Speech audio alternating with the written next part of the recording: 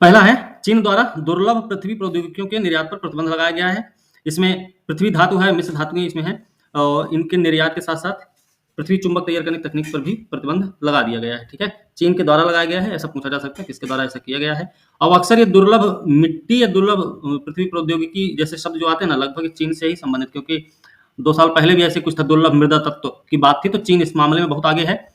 तो उसने उस बार भी उसमें चीन आगे था, तो इसमें भी इस मामले में भी चीन का ही नाम आ जाए। ठीक है, इसने दुर्लभ पृथ्वी धातुओं और मिश्र धातु सामग्री के लिए उत्पादन तकनीक के निर्यात साथ साथ कुछ और भी दुर्लभ पृथ्वी चुंबक तैयार करने की तकनीक पर प्रतिबंध लगा दिए हैं। 17 दुर्लभ पृथ्वी क्या होती है? दुर्लभ मृदा ही समझो नॉर्मल तरीके से। इसमें 17 धातुओं का दिख रहा ना, 17 धातुओं का एक समूह है ये। इनका उपयोग किसमें होता भाई? उपयोग याद रखना, इलेक्ट्रिक वाहनों के उपयोग, इलेक्ट्रिक वाहन, पवन टरबाइन, ठीक है ना, अन्य इलेक्ट्रॉनिक्स में उपयोग के लिए चुंबक बनाने के काम आता है ये। पहली चीज, 2023 के शुरुआत में ही गैलियम है और जर्मेनियम सेमीकंडक्टर दूरसंचार इलेक्ट्रिक वाहन उद्योगों के कुछ हिस्सों में इस्तेमाल होने वाली धातुओं और ग्रेफाइट पर निर्यात पर सीमाएं लगाई गई थी चीन की तरफ से। गैलियम और जर्मेनियम का नाम याद रखना है।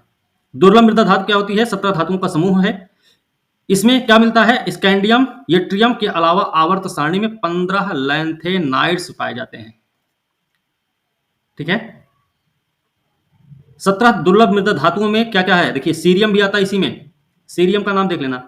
ये हाईलाइट नहीं हो पा रहा है, कुछ गड़बड़ है इसमें। ठीक है, डिस्प्रोसियम है, एर्बियम है, यूरोपियम है, गैडोलिनियम है, होल्मियम है, लैंथेनम है, ल्यूटेटियम है, नियोडाइमियम है और इट्रियम है। ठीक है ना, तो ये सारी चीजें इसमें शामिल होती हैं। इनमें क्या मिलता है? अद्वितीय चुंबकीय, संदीप्ति, विद्युत, रासायनिक गुण पाए जाते हैं इसमें। ये आपको स्टेटमेंट के रूप में पता होना चाहिए। इनका उपयोग इलेक्ट्रॉनिक्स, कंप्यूटर नेटवर्क, संचार, स्वास्थ्य देखभाल में भी इसका यूज होता है, रक्षा सहित और भी कई सारी आधुनिक तकनीकों में इनका यूज किया जाता है। ठीक है, भविष्य में जो प्रौद्योगिकी का इस्तेमाल होगा उसमें इनका यूज, इनकी जरूरत पड़ेगी हमको। ठीक है, इनका प्रमुख रूप से उपयोग क्या है? उच्च तापमान सुपर कंडक्टिविटी के रूप में, हाइड्रोकार्बन के रूप में, हाइड्रोजन को सुरक्षित भंडारण करने के मामले में, पर्यावरण, ग्लोबल वार्मिंग, ऊर्जा दक्षता से संबंधित तकनीकों में इसका प्रयोग, प्रमुख उपयोग होता है। ठीक है ना, यहां तक किसी को कोई दिक्कत? इसमें चीन को एक अधिकार मिला हुआ है, 90% का भाग का उत्पादन ये अकेले करता है चीन। ठीक ना, लेकिन वर्तमान में ये 60% तक कम हो गया है। बाकी का उत्पादन जहां पे होता है उसमें क्वाड देश शामिल हैं।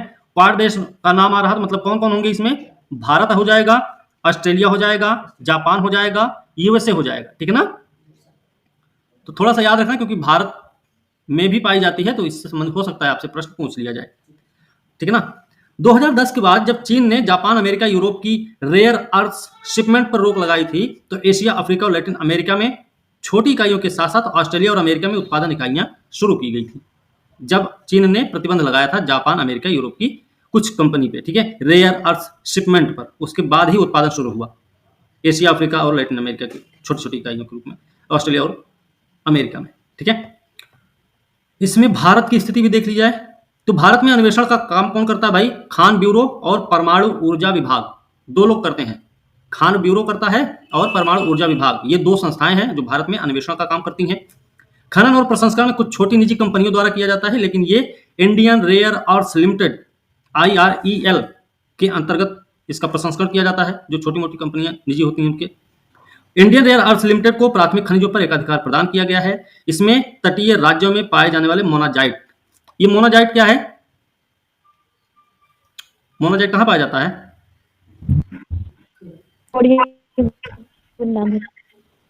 किसी नदी की बालू में पाई जाती है ना मोनाजाइट।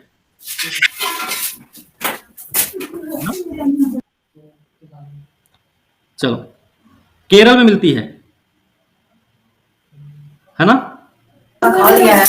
उस नदी का नाम क्या है?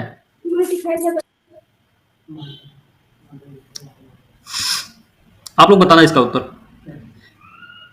ठीक है, ये सब छोड़ दीजिए, ये सब कुछ नहीं। इंडियन रेयर अर्थ लिमिटेड का फोकस है मोनाजाइट से निकाले गए थोरियम को परमाणु ऊर्जा विभाग को उपलब्ध कराना। ठीक है, मोनाजाइट से क्या मिलता है? थोरियम मिलता है। ठीक है, बाकी इसमें कुछ इंपॉर्टेंट नहीं है, छोड़ देते हैं ये सब। अच्छा, इसको देख लेते हैं। ये खान मंत्रालय ने खान और खनिज विकास विनियमन अधिनियम 1957 में खान और खनिज विकास विनियमन संशोधन अधिनियम 2021 के माध्यम से खनिज उत्पादन को बढ़ावा देने, देश में व्यापार करने में आसानी लाने तथा सकल घरेलू उत्पाद में खनिज उत्पादन के योगदान को बढ़ाने के लिए संशोधन किया गया था। 2021 में संशोधन हुआ। कौन से अधिनियम में हुआ? 1957 के अधिनियम में संशोधन किया गया। क्यों किया गया? क्योंकि इसके उत्पादन को बढ़ावा देना है, व्यापार में आसानी लानी है, साथ ही साथ सकल घरेलू उत्पाद में योगदान को बढ़ाना है। इस उद्देश्य से इसमें संशोधन 2021 में किया गया था। ठीक है, यह संशोधन अधिनियम प्रावधान करता है कि किसी भी खदान को विशेष उपयोग के लिए आरक्षित नहीं किया जाएगा। ठीक है ना। वैश्विक प्रयास है इसमें, तो वैश्विक प्रयास के बारे में तो कुछ नहीं बात करेंगे, इसमें कुछ और विशेष तो है नहीं। कुछ साझेदारी है इंडियन रेयर अर्थ लिमिटेड की घोषणा जून 2022 में हुई थी। इसमें साझेदारी जो है उसमें यूएसए, कनाडा, ऑस्ट्रेलिया, कोरिया गणराज्य है, जापान और कुछ यूरोपीय देश इसमें शामिल हैं। भारत इस साझेदारी में शामिल नहीं है। ठीक है ना। खनिजों की आपूर्ति पर्वत श्रृंखलाओं का निर्माण करने के लिए जो संगठन बनाया गया है उसमें भारत नहीं शामिल है, आपको ये भी याद रखना है। एक यहाँ पे है हिंद महासागर नौसेना संगोष्ठी है, 8वां संस्करण याद रखना है। रॉयल थाई नेवी द्वारा 19 से 22 दिसंबर के बीच में हुआ था। कहाँ पे हुआ भाई? बैंकॉक में हुआ है। ठीक है ना। हिंद महासागर नौसेना संगोष्ठी हुई है, नौसेना प्रमुखों का सम्मेलन था। 8वां संस्करण है, रॉयल थाई नेवी के द्वारा किया गया 19 से 22 दिसंबर के बीच में थाईलैंड के बैंकॉक में। आप देख सकते हैं कॉन्क्लेव ऑफ चीफ्स 2023। प्रमुख बिंदु के रूप में देखें तो इसमें 27 देश और पर्यवेक्षक देशों के नौसेना प्रमुखों, ठीक है, देशों के नौसेना प्रमुखों, वरिष्ठ प्रतिनिधियों ने इसमें भाग लिया था। भारतीय नौसेना स्टाफ के प्रमुख हैं एडमिरल आर हरिकुमार द्वारा 3 सदस्यीय प्रतिनिधि मंडल के साथ इस कार्यक्रम में भारत का नेतृत्व किया गया। भारत का नेतृत्व किसने किया? हमको ये चीज पता हो गई।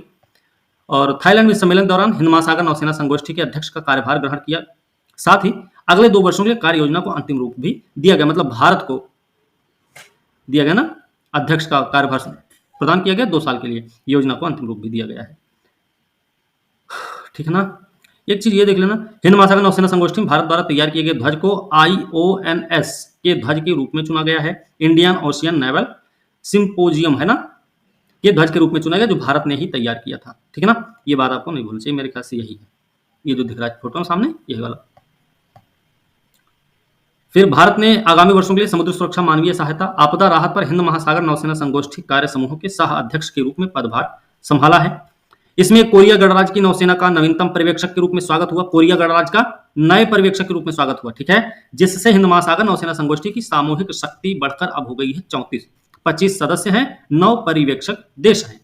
भारतीय नौसेना स्टाफ के प्रमुख एडमिरल आर हरिकुमार ने सम्मेलन दौरान थाईलैंड की रॉयल नेवी के कमांडर इन चीफ एडम एडुंग पैन इम के साथ सार्थक चर्चा भी की थी। ये ज्यादा नहीं है। दोनों देशों की नौसेनाओं ने ऐतिहासिक सांस्कृतिक जुड़ाव के आधार पर भारतीय नौसेना रॉयल थाई नेवी के द्विपक्षीय नामकरण से दोनों देशों के बीच रक्षा गतिविधियों को आगे बढ़ाने के प्रति वचनबद्धता भी व्यक्त की है। इसके अलावा और भी काम हुए हैं इसमें। भारतीय नौसेना स्टाफ के प्रमुख ने कहाँ देखिए भाई, ऑस्ट्रेलिया है, Bangladesh, France, Iran, Italy, Malaysia, Maldives, रूस, सऊदी अरब और स्पेन के प्रतिनिधि मंडल के प्रमुखों के साथ भी बातचीत, द्विपक्षीय समुद्री मुद्दों पर चर्चा की गई है। ठीक है ना। मेरे ख्याल से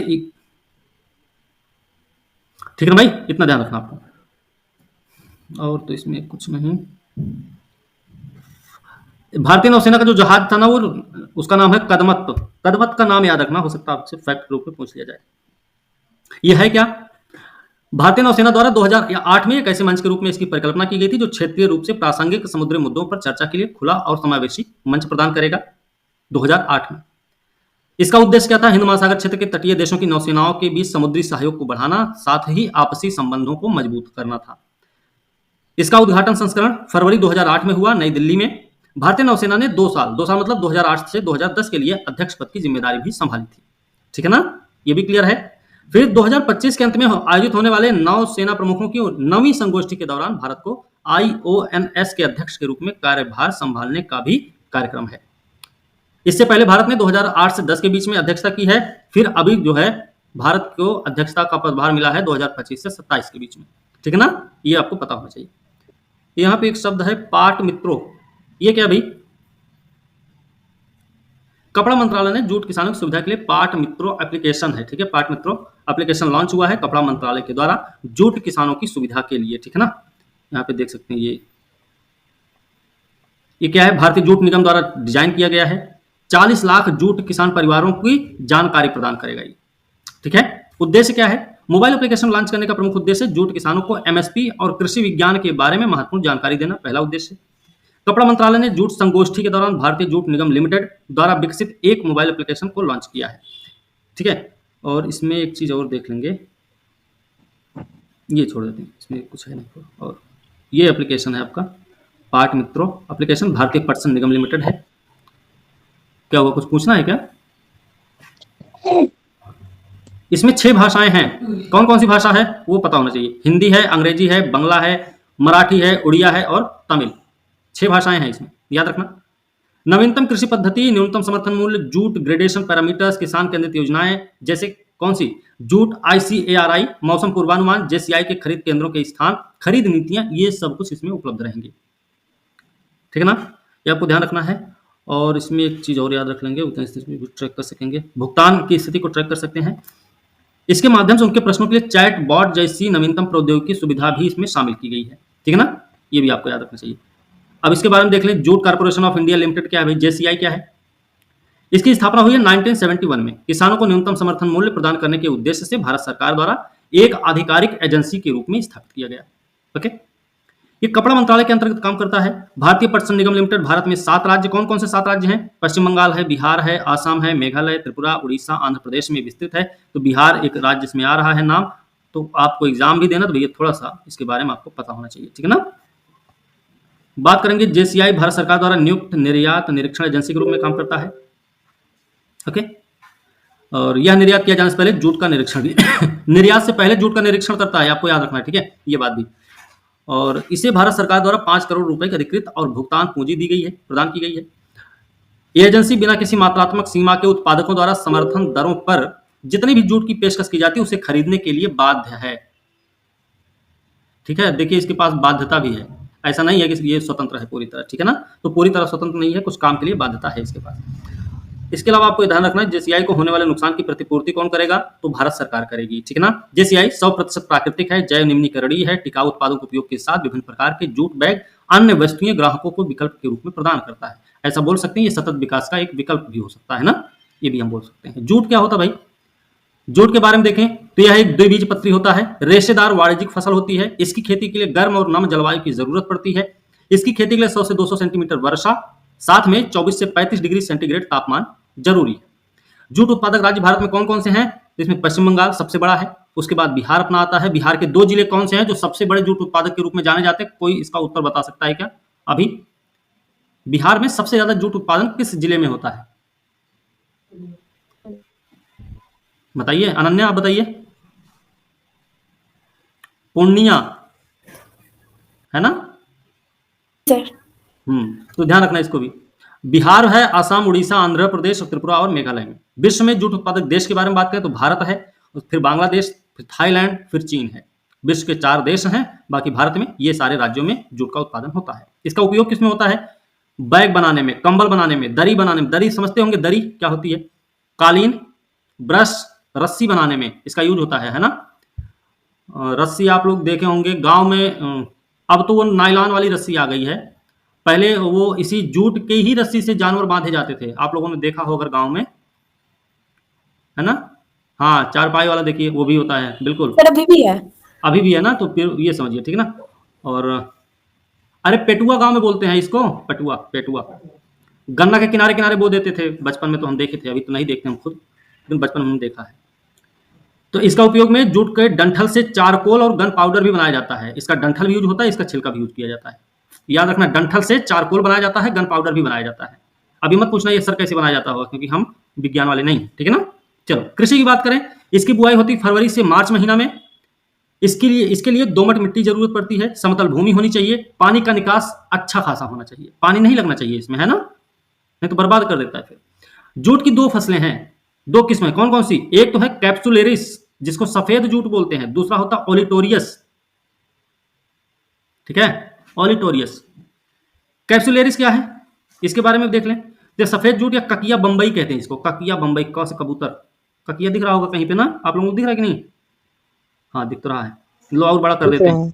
ठीक है, ककिया बंबई कहते हैं इसको। इनकी पत्तियां जो होती स्वाद में कड़वी होती हैं। इसका जो दाना होता है ना, बीज, आप लोगों ने अगर खाया हो भुना के, तो भून के खाने में बड़ा मजा आता है। इसका बीज नहीं खाया आप लोगों ने कभी, तुम लोग खाए पिए कुछ हो ही नहीं, क्या समझोगे। अरे खाया जाता है, अब तो फिलहाल, अब तो होता ही नहीं, तो खाएंगे कहाँ से, लेकिन वैसे खाया जाता पहले। इसकी बुआई फरवरी महीने में होती, ठीक ना। और ये फरवरी से मार्च में इसकी बुआई की जाती है। निम्न भूमि हेतु अधिक उपयुक्त है। इसकी प्रजातियां कौन कौन सी, प्रजातियों पे हो सकता है प्रश्न पूछ लिया जाए। एक चीज और याद रखना, ककिया बंबई नाम है तो हो सकता है ये भी पूछ लिया जाए, ककिया बंबई निम्न में से किससे संबंधित है या किसकी प्रजाति है या किससे संबंधित, कंफ्यूज करने के लिए आ जाए तो आप लोगों को ध्यान रखना भाई, कैप्सुलेरिस नाम आ जाए, सफेद जूट या फिर जूट आ जाए तब।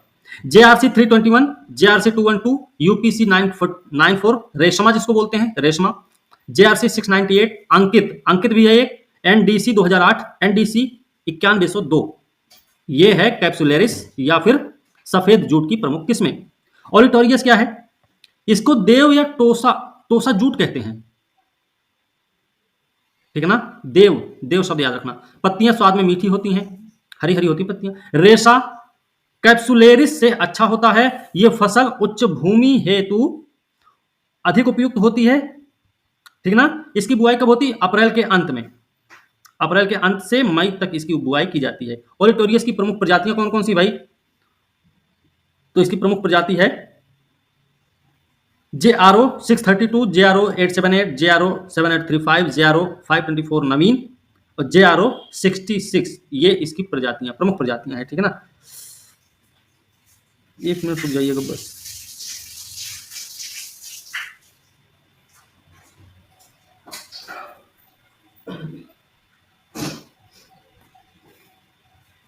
एक मिनट रुक जाइए बस, ये सबको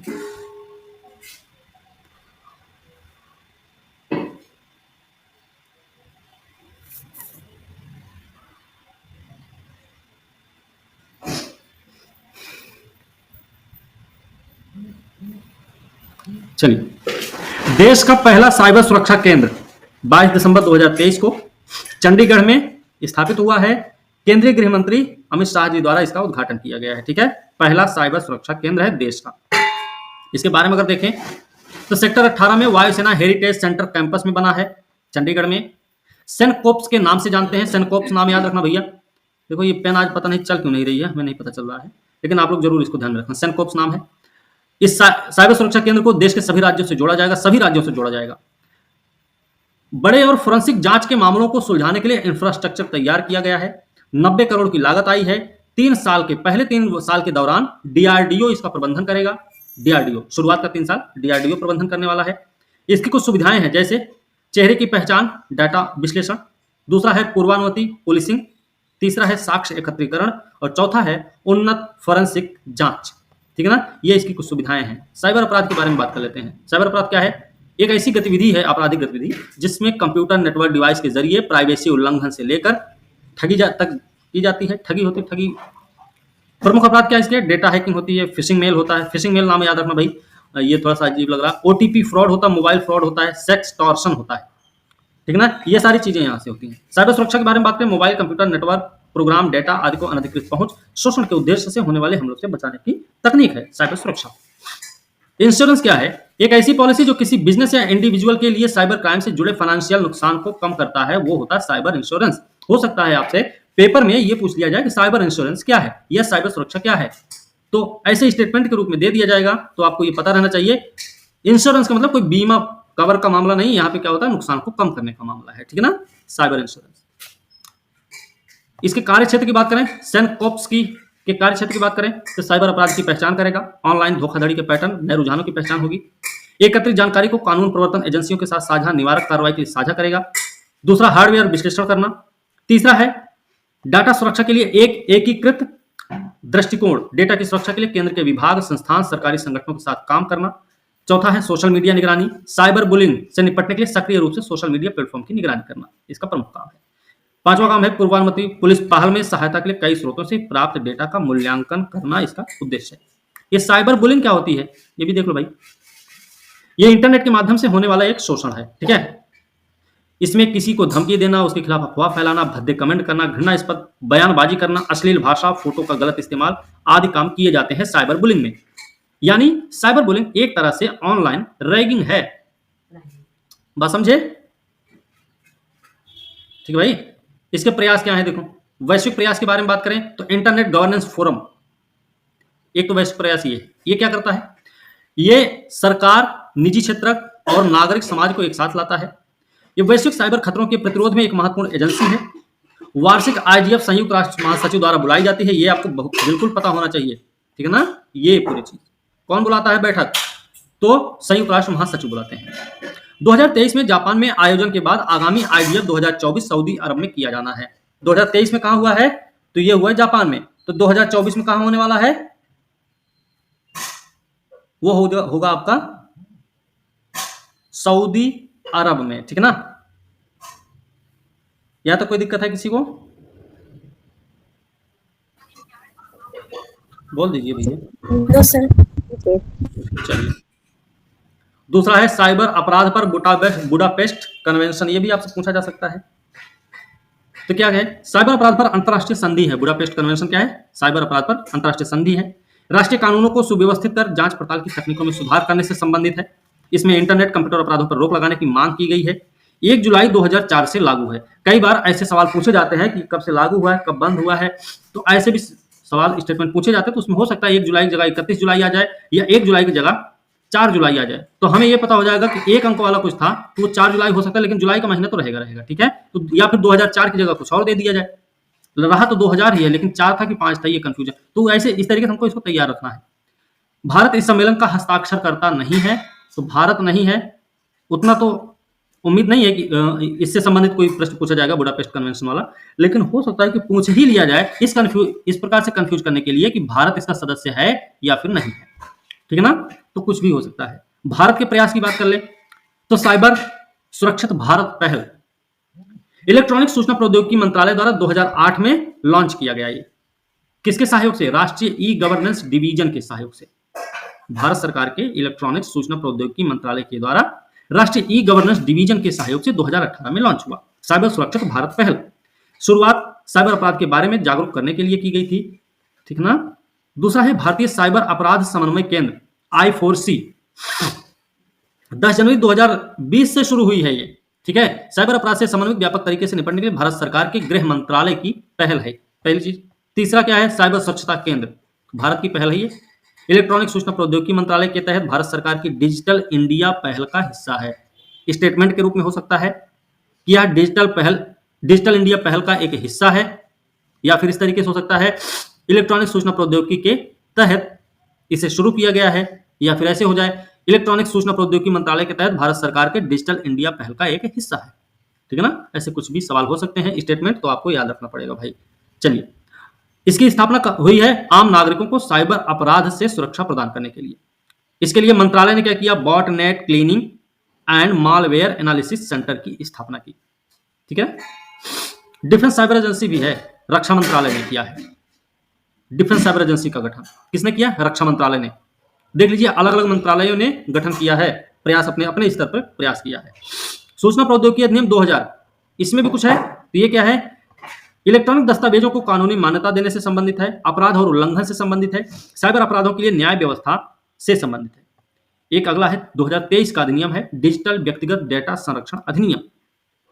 इसके तहत भारत में व्यक्तिगत डाटा की सुरक्षा के लिए एक व्यापक ढांचा बनाना है। साथ ही इसके तहत व्यक्तिगत डाटा को वैध तरीके से संसाधित करने के लिए प्रक्रियाएं तय की गई हैं, ठीक है ना। अब अगला क्या है, अगला है 6वां खेलो इंडिया यूथ गेम्स, इससे संबंधित। ये क्या भाई, देखिए इसका आधिकारिक लोगो क्या है, ये आपको पता होना चाहिए। इसका आधिकारिक लोगो क्या है, जर्सी शुभंकर मशाल थीम गीत को चेन्नई में लॉन्च किया गया। इसका आधिकारिक जो लोगो है, या जर्सी शुभंकर जो कुछ भी रहा है, इसको चेन्नई में लॉन्च किया गया, ठीक भैया, ये याद रखना है। मुख्य अतिथि कौन थे, खेल मंत्री हमारे जो हैं वो इसके मुख्य अतिथि रहे हैं। मेजबानी तमिलनाडु ने की है। 4 शहरों में होगा ये, कहाँ कहाँ होगा, तमिलनाडु के 4 शहर हैं, त्रिची, चेन्नई, मदुरई, कोयम्बटूर, 4 शहरों में होना है। 19 से 31 जनवरी 2024 तक, 24 के बीच में होना है। पिछले 5 संस्करण कहाँ कहाँ हुए हैं। अब थोड़ा सा पैटर्न भी चेंज है ना, तो हम क्या करते रट लेते हैं, तत्काल वाला कब हुआ था, तत्काल वाला कहाँ हुआ था, ठीक है। अब तो शहर के भी नाम पूछ लेते हैं, कंफ्यूजन बहुत तेजी से होता है यहाँ पे। या फिर हो सकता है पिछला वाला पूछ ले, पिछले 2 साल वाला। चलो पिछले 2 बताओ कहाँ कहाँ हुआ, चौथा और 5वां कहाँ हुआ। तो दिल्ली हुआ, पुणे हुआ, गुवाहाटी हुआ, पंचकुला, भोपाल में हुआ है अभी तक। 6वां कहाँ हो रहा है, आपके तमिलनाडु में। लॉन्च होगा चेन्नई में और खत्म होगा, ये समापन होगा कोयम्बटूर में। तो चेन्नई, त्रिची, मदुरई, कोयम्बटूर, ठीक है ना, याद रखना। लंबा चौड़ा है, चलेगा 19 से 31 जनवरी बीच में, मतलब 13 दिन, 13-14 दिन चल जाएगा ना। यहाँ पे कुछ शब्द हैं, इनको देख लिया जाए क्या? कल हम जो पिछले में बात किए थे वो सारी चीज़ें आपको पता होंगी। छठवां खेलो इंडिया यूथ गेम्स, ये बात किए थे। पहला, इससे पहले जो 5 संस्करण हुए वो कहाँ-कहाँ हुए हैं, ये सब आपको पता ही हो गया था। छठवां संस्करण जिन 4 शहरों में आयोजित होने वाला है, उन 4 शहरों के भी नाम पता हो गए। वो कहाँ पर होगा, ये भी आपको पता हो गया। इन सब का जो ये सब कहाँ पे लॉन्च किए जाएँगे, जैसे इसकी थीम है, इसकी मशाल है, जर्सी, शुभंकर, जो कुछ भी है, सब कुछ कहाँ पर लॉन्च होगा, तो ये सब भी आपको पता हो गया है, ठीक है? अब यहाँ पे असममित संघवाद, ठीक है ना? असममित संघवाद क्या है? ये राजकोषीय, राजनीतिक और प्रशासनिक क्षेत्रों में असमान शक्तियों और संबंधों पर आधारित संघवाद है। इसे 2 प्रकार से देखा जा सकता है। ये पहला तो संघ की व्यवस्थाओं के बीच ऊर्ध्वाधर विषमता, केंद्र और राज्य के बीच, और दूसरा क्या होगा, संघ की व्यवस्थाओं के बीच क्षैतिज विषमता, राज्यों के बीच। ऊर्ध्वाधर विषमता क्या है? राज्य और केंद्र के बीच में। क्षैतिज विषमता क्या है? राज्यों के बीच में, ठीक है ना? ध्यान रखना, असममित संघवाद है ये। विपස්සना, विपස්සना की बात करें तो मतलब इसका होता है चीजों को वैसे ही देखना जैसे वो वास्तव में है, मतलब जस का तस देखना। एक प्राचीन भारतीय ध्यान पद्धति है। इसे आत्मनिरीक्षण, आत्मशुद्धि की श्रेष्ठ पद्धति माना गया है। इसमें लोग मानसिक साधना करते हैं जिससे व्यक्ति की एकाग्रता और दृढ़ इच्छा शक्ति विकसित होती है, ठीक है ना? क्लियर है? इसके अलावा है सिग्नियोरेज। सिग्नियोरेज क्या है ये सरकार द्वारा मुद्रा ढालने या नोट छापने से होने वाले लाभ से है। सिग्नियोरेज का मतलब क्या है? सरकार जो मुद्रा ढालती है, नोट छापती है, उससे जो लाभ होगा वो होता है सिग्नियोरेज के रूप में यूज किया जाता है। इसका निर्धारण मुद्रा के अंकित मूल्य और उसके उत्पादन की लागत के बीच के अंतर से होता है।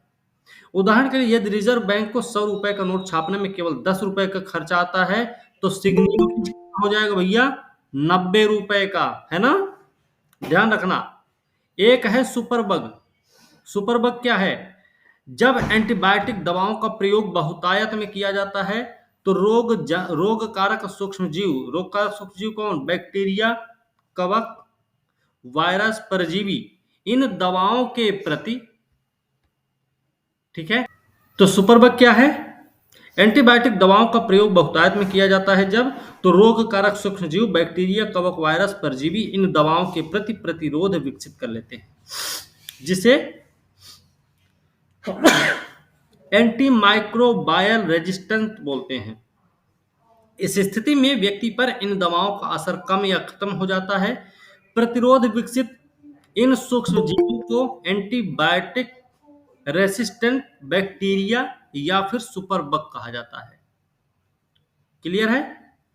हम बार बार दवाएं खाते रहते हैं, हमारी जो इम्यूनिटी पावर जो होती है, रोग से लड़ने की क्षमता, वो धीरे धीरे कमजोर होती चली जाती है, ठीक है ना? और यही जो चीज है उसी को सुपरबग कहा जाता है, ठीक है ना? एक है आर्बिट्रेज। ये समझ में आ रहा ना? दिख रहा है ना सबको बढ़िया से?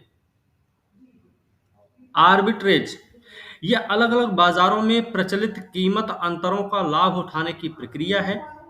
इसके तहत एक व्यक्ति कम कीमत वाले बाजार से इक्विटी वस्तुएं आदि खरीदता है और उन्हें ऊंची कीमत वाले बाजार में बेचकर लाभ प्राप्त करता है। इस प्रक्रिया से बाजारों का कीमत अंतर कम होने लगता है और बाजारों का एकीकरण होता है। क्लियर है यहां तक? Yes sir, clear. ओके। अगला है ओपन मार्केट ऑपरेशन। इसको इकोनॉमिक्स में भी पढ़ाए हैं कई बार।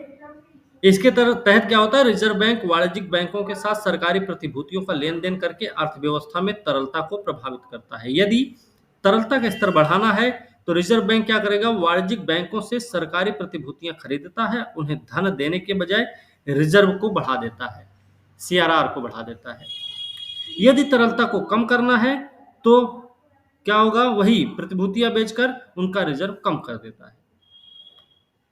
ठीक है, अगर बढ़ाना है तो रिजर्व को बढ़ाएंगे, अगर तरलता के स्तर को कम करना है तो रिजर्व को घटा दिया जाएगा। ठीक है ना। चलिए आगे है पारिस्थितिकी निकेत, नीचे बोलते हैं इसको। किसी आवास में कई प्रजातियां निवास कर सकती हैं, लेकिन जब ये प्रजातियां आवास में होती हैं तब यह अपनी प्रकार्यात्मक विशेषता के अनुसार आवास में निश्चित क्षेत्र का चुनाव करते हैं। इसी क्षेत्र को पारिस्थितिक कर्मता या आला या फिर निकेत कहा जाता है। आला भी वही है, पारिस्थितिक निकेत भी वही है, पारिस्थितिक कर्मता भी वही है, निकेत भी वही है। ठीक है ना, ध्यान रखना भाई। एक शब्द है मसाला बॉन्ड। ये क्या होता है, विदेशों में जारी होता है और ये वहां की स्थानीय मुद्रा के बजाय भारतीय रुपए में होते हैं। कहीं भी किसी भी देश में जारी किया जाए लेकिन वो भारतीय रुपए में ही रहेगा। इन्हें रूपी डेनोमिनेटेड बॉन्ड्स भी बोलते हैं, नाम याद रखना। सरकार के साथ साथ निजी क्षेत्र द्वारा भी जारी किया जा सकता है। सरकार भी जारी करती है, निजी क्षेत्र भी जारी करता है। मसाला बॉन्ड शब्द का पहली बार प्रयोग कब हुआ, आईएफसी के द्वारा किया गया था। एक है डिजी यात्रा। ये क्या होती है, एक ऐसी तकनीक जो फेशियल रिकॉग्निशन टेक्नोलॉजी के आधार पर बोर्डिंग प्रक्रिया को संपर्क रहित, काफी तेज और सहज बना देती है। इसके तहत प्रत्येक यात्री को हर चेकिंग पॉइंट पर 3 सेकंड से कम समय लगता है। इसमें आपका चेहरा ही आपकी पहचान है, जो आईडी प्रूफ और बोर्डिंग पास के रूप में भी काम करता है। डिजी यात्रा, ठीक है ना, मतलब सब कुछ डिजिटल रूप में रहेगा। डिजिटल अरेस्ट क्या होता है, ये ठगी का एक नया हथकंडा है जिसमें लोगों को कॉलिंग के जरिए ब्लैकमेल किया जाता है। इसमें साइबर अपराधी नकली पुलिस अधिकारी या अन्य जांच एजेंसी के अधिकारी बनकर लोगों को डराते धमकाते हैं, केस को रफा दफा करने के लिए पैसों की मांग करते हैं। ओके, ये है डिजिटल अरेस्ट। अरेस्ट नहीं किया इसका तो जाता। सर रिसेंट में सर अभी इसका हुआ है, अभी अराउंड 10 दिन पहले ही हुआ है ये वाला, ठीक है ना। गुड़गांव हाँ, में हुआ है। हाँ। एक लड़की को 15 दिन के लिए जो है डिजिटल अरेस्ट किया गया था। ठीक है, तो ये थोड़ा सा ध्यान रखना। ये सारे शब्द इसलिए है ना क्योंकि इन सब का यूज हुआ है हाल फिलहाल में, तो इसलिए इन हाँ सबको जी। पे दिया गया है। ग्रीष्म निष्क्रियता एक क्या है, ये एक प्रकार की सुषुप्ता अवस्था होती है जिसमें जीव उच्च तापमान से हानि तथा शुष्कता के जोखिम से बचाव के लिए असक्रियता और निम्न उपापचय दर से अनुकूलित होते हैं। यह प्रक्रिया प्रायः ग्रीष्म ऋतु में होती है, याद रखना।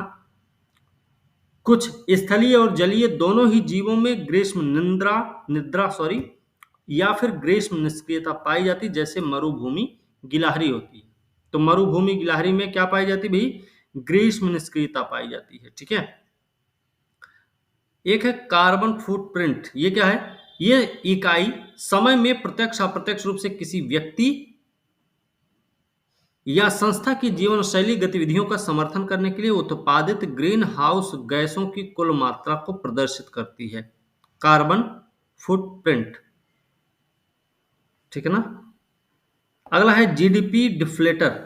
ये क्या होता है, यह अनुपात वास्तविक जीडीपी और नाम मात्र जीडीपी के बीच अंतर को प्रदर्शित करता है, जिसके माध्यम से उत्पादन में वृद्धि के बजाय उच्च कीमतों के कारण हुई जीडीपी में वृद्धि की गणना करना संभव होता है। मतलब मुद्रास्फीति को मापने का एक अधिक व्यापक तरीका है।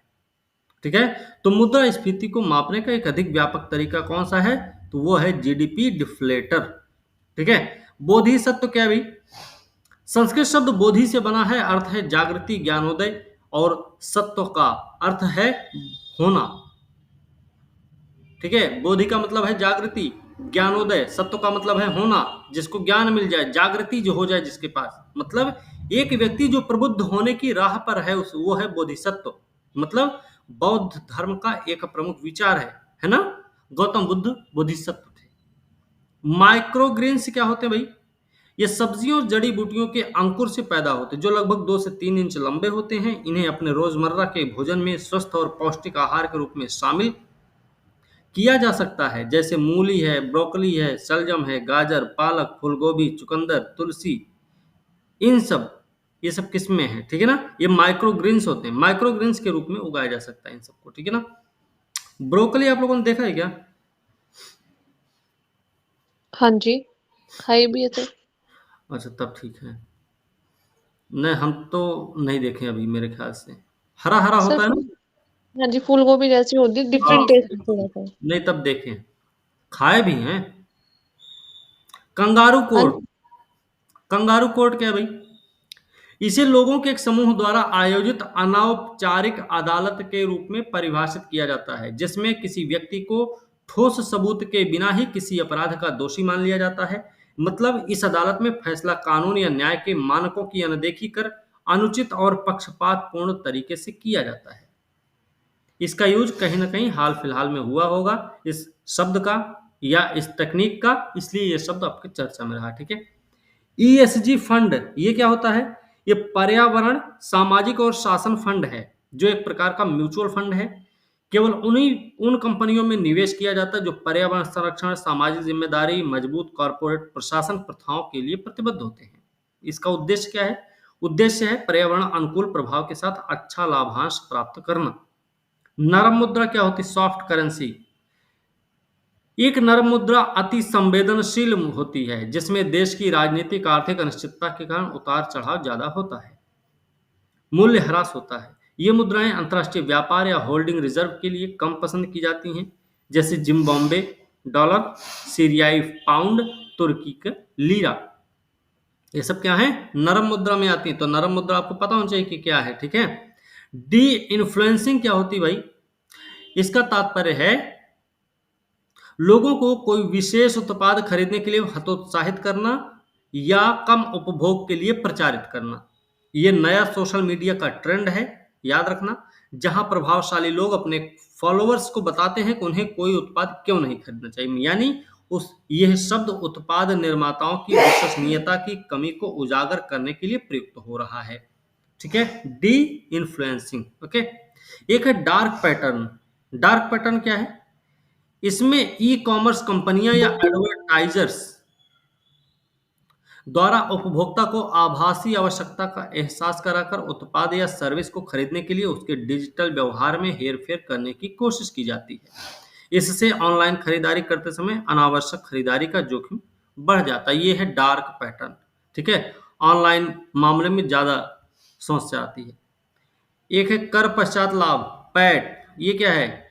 ये उस लाभ राशि को दर्शाता है जो कंपनी अपने सभी परिचालन और गैर परिचालन खर्चों, देनदारियों, करों को पूरा करने के बाद बचाने में कामयाब रहती है। यह शेयर धारकों के लिए या व्यवसाय में पुनर्निवेश के लिए उपलब्ध कमाई की मात्रा को दर्शाता है। पैट एक महत्वपूर्ण वित्तीय अनुपात है। इसकी गणना प्रति शेयर के आधार पर की जाती है, ठीक है। कर पश्चात लाभ। ऑप्टिकल फाइबर क्या होता है? ऐसी युक्ति जिसमें कांच के लंबे बारीक तारों के माध्यम से प्रकाश को उसकी तीव्रता की बहुत ही कम हानि पर एक स्थान से दूसरे स्थान तक प्रेषित किया जाता है। यह पूर्ण आंतरिक परावर्तन के सिद्धांत पर काम करती है। इसका नवीनतम उपयोग संचार के लिए दूरभाष तकनीकी में किया जा रहा है, ठीक है। सिचुएशन शिप चर्चा में रही है ना, वर्ड ऑफ द ईयर हम पढ़े थे। ये शब्द आधुनिक प्रेम की बारीकियों से संबंधित है, ठीक है। इसे ऐसे प्रेम संबंध को बताने के लिए गढ़ा गया जिनमें कोई औपचारिक प्रतिबद्धता या तय शर्त नहीं होती है। मतलब शादी वादी का मामला नहीं, बस ठीक है। यानी ये शब्द समकालीन संबंधों की गतिशील प्रतिबद्धता की अभिव्यक्ति के लिए प्रयुक्त होता है, ठीक है। ध्यान रखना, सिचुएशन शिप, जैसी स्थिति रहेगी वैसे ही काम रहेगा, ठीक है। एक है एबिटा मार्जिन। ये क्या होती है? ये किसी कंपनी के राजस्व का प्रतिशत में उसके परिचालन लाभ की माप है। एबिटा का मतलब क्या है? Earnings before interest, tax, depreciation and amortisation. किसी कंपनी का एबिटा मार्जिन पता होने से उसी कंपनी की दूसरी कंपनी के साथ वास्तविक प्रदर्शन की तुलना कर सकते हैं। मतलब एबिटा मार्जिन के माध्यम से दो कंपनियों के वास्तविक प्रदर्शन की तुलना की जा सकती है और आसानी से, ठीक है ना। उपयोग के लिए दंडित भी नहीं, सॉरी, एबिटा मार्जिन, एबिटा को राजस्व से भाग देकर निकाला जाता है, ठीक है। एक है ट्रेड सीक्रेट्स, ये क्या होते हैं भाई? गोपनीय जानकारी पर बौद्धिक संपदा अधिकार है ये। व्यावसायिक स्वामित्व के संदर्भ में कोई सूत्र, पैटर्न, कार्यक्रम, उपकरण, विधि, तकनीक, प्रक्रिया हो सकती है जो प्रतिस्पर्धात्मक बढ़त प्रदान करती हो। इन्हें बेचा लाइसेंस दिया जा सकता है। इसके अनधिकृत प्रकटीकरण और उपयोग के लिए दंडित किया जा सकता है। ओके, ध्यान रखना। एक है टेम्पल इकोनॉमी, ये क्या होती है? मंदिर या दूसरे तीर्थ स्थल आस्था के केंद्र होते हैं जहां लोग दिल खोलकर खर्च करते हैं। श्रद्धालुओं द्वारा किए गए खर्च से स्थानीय लोगों, परिवहन आदि से जुड़े लोगों को प्रत्यक्ष अप्रत्यक्ष रूप से रोजगार के अवसर मिलते हैं, जिससे अर्थव्यवस्था को गति मिलती है। इसको बोलते हैं टेम्पल इकोनॉमी। ओके। कठोर मुद्रा क्या है? हार्ड करेंसी क्या है भाई? ऐसी मुद्रा जो विश्व के अधिकाधिक देशों में भुगतान के तौर पर स्वीकृत की जाती हो या लेन देन के तौर पर स्वीकृत की जाती है, या फिर उसकी स्वीकार्यता व्यापक तौर पर है, उसे बोलते हैं हार्ड करेंसी।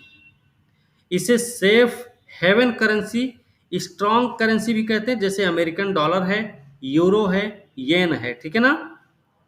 याद रखना, जापान की येन है, यूरो तो यूरोपियन कंट्री की है, और अपने चीन की भी इसी में आती है, हार्ड करेंसी में, ठीक है ना।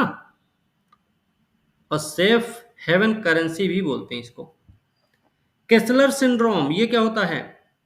अंतरिक्ष मलबे से संबंधित यह सिद्धांत 1978 में नासा के वैज्ञानिक डोनाल्ड जे केस्लर द्वारा दिया गया। यह पृथ्वी की निम्न कक्षा में अंतरिक्ष मलबे की टक्कर श्रृंखला से संबंधित है, जिसमें अधिक मलबा अधिक टक्कर की संकल्पना प्रस्तुत की गई। यह उपग्रहों के परिचालन में संभावित जोखिम को इंगित करता है। डिजिटल ट्विन क्या होता है? यह किसी व्यक्ति, उत्पाद या प्रक्रिया का डिजिटल प्रतिनिधित्व है जो अपने वास्तविक दुनिया के समकक्ष के समान दिखाता है और व्यवहार भी करता है। इसे वास्तविक समय डेटा से अपडेट किया जाता है तथा निर्णय लेने में सहायता के लिए इसे सिमुलेशन और मशीन लर्निंग से संबद्ध भी किया जाता है, ठीक है। एमाइलॉइडोसिस, ये क्या होता है? एक गंभीर और दुर्लभ बीमारी है एमाइलॉइडोसिस, जो एमाइलॉइड नामक असामान्य प्रोटीन से संबंधित है। सामान्यतः यह प्रोटीन व्यक्ति के शरीर में नहीं पाया जाता। याद रखना भैया, ये व्यक्ति के शरीर में नहीं पाया जाता है। एमाइलॉइडोसिस में ये प्रोटीन किडनी, हार्ट, लीवर सहित शरीर के अन्य अंगों में धीरे धीरे जमा होने लगता है, जिससे अंगों की कार्य क्षमता प्रभावित होती है। ओके, क्लियर है यहां तक? चलिए, एयर ग्लो। एयर ग्लो क्या होता है? पृथ्वी के वायुमंडल में बनने वाली प्राकृतिक चमक है। और ये कब बनती है? ये उस समय बनती है जब ऊपरी वायुमंडल में अणु और परमाणु सूर्य के प्रकाश के संपर्क में आकर अपनी अतिरिक्त ऊर्जा निकालने के लिए प्रकाश का उत्सर्जन करते हैं। ये तीन प्रकार की होती है। एक तो होती डेग्लो, दूसरी होती ट्वाइलाइट ग्लो, और तीसरी होती नाइट ग्लो, ठीक है, याद रखना। तो हो सकता पूछ लिया जाए डेग्लो क्या है, ट्वाइलाइट ग्लो क्या है, नाइट ग्लो क्या है, तो आपको पता होना चाहिए। हाँ बोलिए ना मसरूफ। सर ये जो एयर ग्लो है वो वायुमंडल के मतलब सौर मंडल में बनेगा या फिर मतलब कौन सी परत में? अब पृथ्वी का वायुमंडल कहाँ पे है?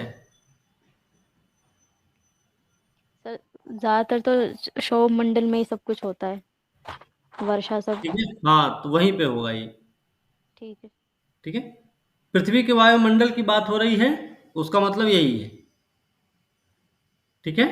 क्योंकि जैसे आपने एक सुना होगा, एक प्रक्रिया होती है, आपने ऑस्ट्रेलोसिस, ऑरा सुना ना, ऑरा? हाँ सर, और ऑरा, बोरोलिसिस। हाँ, बोरियोलिसिस और ऑस्ट्रेलोसिस। तो ये दोनों घटनाएं कब होती हैं? देखो, चुंबकीय तरंग वहां से सूर्य की किरणें तो आती हैं, लेकिन पृथ्वी भी क्या करती है ना, अपनी चुंबकीय तरंगें छोड़ती है।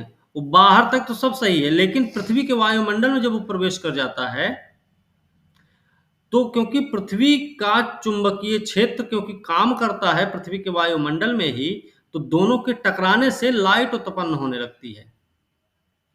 तो वो क्या होता है, जगमगाहट उत्पन्न हो जाती है उससे, है ना। तो फिर उजाला देखने को हमें मिल जाता है ना, ठीक है। समझी मसरूफा? जी सर। ठीक है, चलो। फरलो क्या है? इसका मतलब है जेल से मिलने वाली छुट्टी, जो सजा याफ्ता कैदियों को पारिवारिक, व्यक्तिगत, सामाजिक जिम्मेदारियां पूरी करने के लिए दी जाती है। फरलो ये छुट्टी एक साल में किसी कैदी को 3 बार मिल सकती है। पैरोल की तरह ये सशर्त नहीं होती है, सशर्त नहीं है, याद रखना भैया। फरलो में कोई शर्त नहीं है, जबकि इसे कैदी के अधिकार के रूप में देखा जाता है। ठीक है ना, ध्यान रखना। आगे है वोल्वेचिया पद्धति। वोल्वेचिया पद्धति ये क्या है? वोल्बाचिया लोगों, जानवरों, पर्यावरण के लिए सुरक्षित बैक्टीरिया है। जब एडीज इजिप्टी मच्छरों में वोल्वाचिया प्रवेश कर जाता है तो यह बैक्टीरिया डेंगू, जीका, चिकनगुनिया, पीले बुखार जैसे वायरस से प्रतिस्पर्धा करते हैं। इससे मच्छरों के अंदर वायरस का गुणन कठिन हो जाता है और ये बैक्टीरिया मच्छरों से उनकी संतानों में भी पहुंच जाते हैं, जिससे भविष्य में मच्छर जनित बीमारियों में कमी आने लगती है। मतलब ये एक प्रकार से सही है ना? हम मच्छरन को नुकसान होगा और क्या। पायरोलिसिस क्या है? पायरोलिसिस क्या भाई? यह अपघटन की थर्मोकेमिकल तकनीकी है। अपघटन की थर्मोकेमिकल तकनीकी है। इसमें कार्बनिक पदार्थों को ऑक्सीजन की अनुपस्थिति में उच्च तापमान पर बड़े अणुओं से छोटे अणुओं, तेल गैस में तोड़ा जाता है। इस विधि को थर्मल क्रैकिंग बोलते हैं, थर्मोलिसिस बोलते हैं, डिपोलीमराइजेशन बोलते हैं, ये सब भी बोलते हैं। ठीक है, कई सारे नाम हैं। अगला है बायोचार। बायोचार क्या है? बायो फर्टिलाइजर और चारकोल से मिलकर बना है ये शब्द।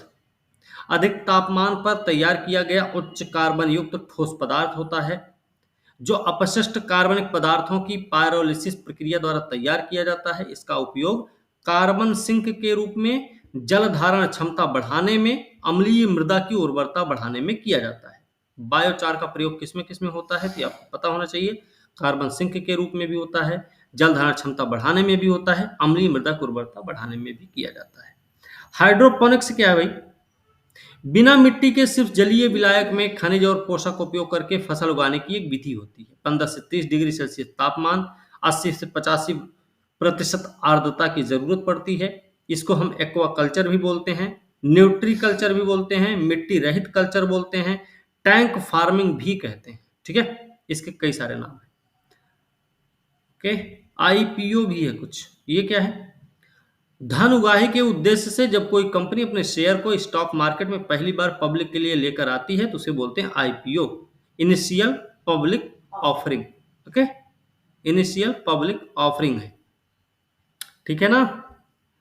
अनन्या, रिया, सादिया, उमंग, मसरूफा, खुशबू, सुप्रिया, लक्ष्मी, बाकी जी सब। ठीक है, जी सर। ओके। अर्थ आवर क्या होता है? अर्थ आवर, ठीक है। अर्थ आवर ये जलवायु परिवर्तन के विरुद्ध वैश्विक आंदोलन है। इस दिन लोग 1 घंटे के लिए लाइट बंद करके जलवायु परिवर्तन के खिलाफ एकजुट होते हैं। इसका वैश्विक आयोजन world wide fund for nature द्वारा, कि कौन करता है? World wide fund for nature करता है। कब करता है? हर साल मार्च महीना का अंतिम शनिवार होता है। वो तारीख नहीं है, मार्च महीना का अंतिम शनिवार है, चाहे जो उस तारीख पड़ जाए। 8:30 बजे रात से 9:30 बजे के बीच में होता है ये काम। ठीक है ना, ध्यान रखना। अनाच्छादन का सिद्धांत क्या होता है? जब कोई विधि मौलिक अधिकारों का उल्लंघन करती तो इस विधि का वह भाग शून्य हो जाएगा जो मौलिक अधिकारों से असंगत है। यह सिद्धांत भारतीय संविधान के अनुच्छेद 13 में निहित है। अभी इससे संबंधित कुछ मामला हुआ है चर्चा में, इसलिए रहा है। ठीक ना? लेम डक सत्र क्या है? लैम डक सेशन क्या होता है? ये नई लोकसभा के गठन से पहले वर्तमान लोकसभा का अंतिम सत्र होता है। ध्यान रखना, वर्तमान लोकसभा के वे सदस्य जो नई लोकसभा है तो निर्वाचित नहीं हो पाते, वो लेम डक कहलाते हैं। ठीक है, वर्तमान लोकसभा के वे सदस्य जो नई लोकसभा के लिए निर्वाचित नहीं हो पाते हैं उनको बोलते हैं लेम डक। और लेम डक सत्र क्या है? नई लोकसभा के गठन से पहले वर्तमान लोकसभा का जो अंतिम सत्र होता वो होता लेम डक सत्र। ठीक है ना, ध्यान रखना इसका। वाइट गुड्स क्या होते हैं? इसके अंतर्गत घरेलू उपकरण जैसे air conditioner, refrigerator, washing machine, dish washer, LED lights, ये सब आते हैं। इनका रंग सफेद होने का इन्हें व्हाइट गुड्स बोलते हैं। इनका इस्तेमाल इंस्टॉलेशन के बाद ही किया जा सकता है। ठीक है ना। लोकसभा एथिक्स कमेटी, ये क्या है भाई? ये सांसदों के नैतिक आचरण की निगरानी के लिए बनाई गई समिति है। 2015 में अस्तित्व में आई थी, लोकसभा का स्थायी हिस्सा भी बनाया गया। ये 15 सदस्यीय समिति 1 वर्ष की अवधि के लिए होती। 15 सदस्यीय समिति है, हर साल इसका गठन होता है, हमको ध्यान रखना है। 2015 में अस्तित्व में आई थी। जीरो बजट नेचुरल कृषि, ये क्या भाई? ये बिना किसी खर्च और खरीद की कृषि है। इसमें रासायनिक कीटनाशक और उर्वरकों का प्रयोग नहीं होता है। यह महाराष्ट्र के किसान सुभाष पालेकर द्वारा विकसित रसायन मुक्त कृषि का एक रूप है। इसका लक्ष्य लोन पर निर्भरता कम करना और लागत घटाना है। किसका? जीरो बजट नेचुरल कृषि। लक्ष्य क्या है? लोन पर निर्भरता को कम करना, लागत को घटाना। ठीक है ना। डीप फेक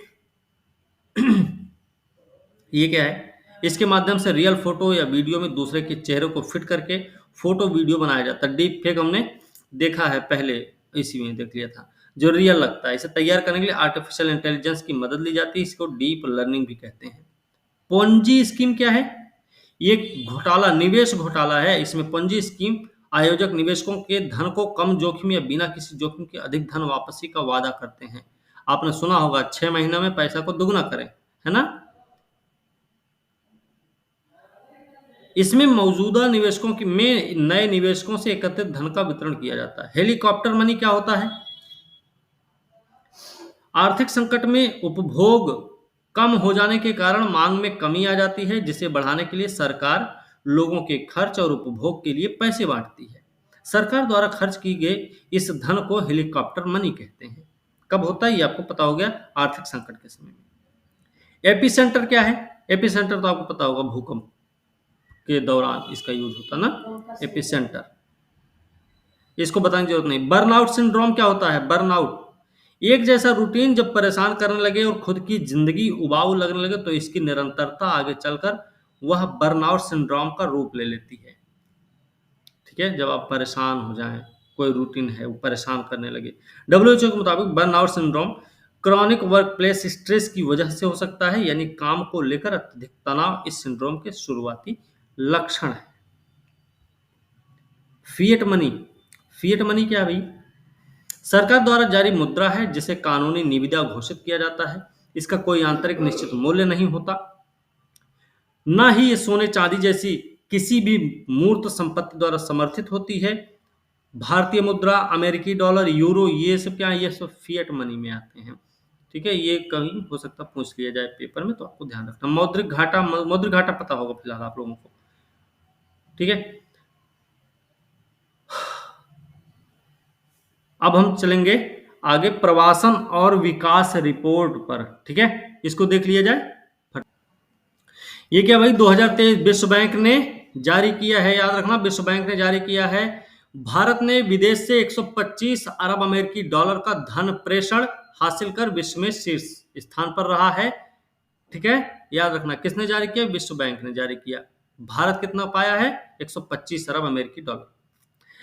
इसमें देखें तो धन प्रेषण की वृद्धि भारत में 2023 में 12.4% रहने की उम्मीद है। 22 में 24.4% पर थी। ये ऐतिहासिक उच्च स्तर पर थी उस समय। दक्षिण एशिया में आने वाले धन प्रेषण में भारत की हिस्सेदारी 23 के 63% से बढ़कर 66% हो जाएगी। सर्वाधिक रेमिटेंस प्रवासी भारतीयों का अपने देश की अर्थव्यवस्था पर भरोसे को इंगित करता है। धन प्रेषण क्या होता है? प्रवासी अपने मूल देश को bank, post office, online transfer से जो धनराशि भेजते हैं उसे रेमिटेंस बोलते हैं। भारत के बाद कौन कौन से देश हैं भाई? मैक्सिको है, फिर चीन तीसरे नंबर पर, चौथे पर फिलिस्तीन, पांचवें पर आपका आ जाएगा फिलीपीन, और पांचवें पर मिस्र है। ठीक है ना, तो याद रखना। मध्य पूर्व उत्तरी अफ्रीका में लगातार दूसरे वर्ष प्रवासियों की ओर से भेजे जाने वाले धन में गिरावट दर्ज हुई है। ये ध्यान रखना, क्षेत्र के हिसाब पूछा जाता है। यूरोप और मध्य एशिया में भी प्रवाह 1.4% घटा है। निम्न मध्य आय वाले देशों में प्रवासियों की ओर से भेजी जाने वाली राशि में निरंतर वृद्धि हुई है। निम्न मध्य आय वाले देशों में प्रवासी नागरिकों ने अनुमानित 699 अरब डॉलर की रकम भेजी, जो विगत वर्ष की तुलना में करीब 3.8% अधिक है। भारत को सबसे अधिक हिस्सेदारी कहाँ से मिली? यूएई से, उसके बाद अमेरिका से। सबसे ज़्यादा यूएई से पैसा आया, फिर उसके बाद अमेरिका से आया हमारे पास। सर्वाधिक धन प्रेषण हासिल करने का कारण क्या है भारत का?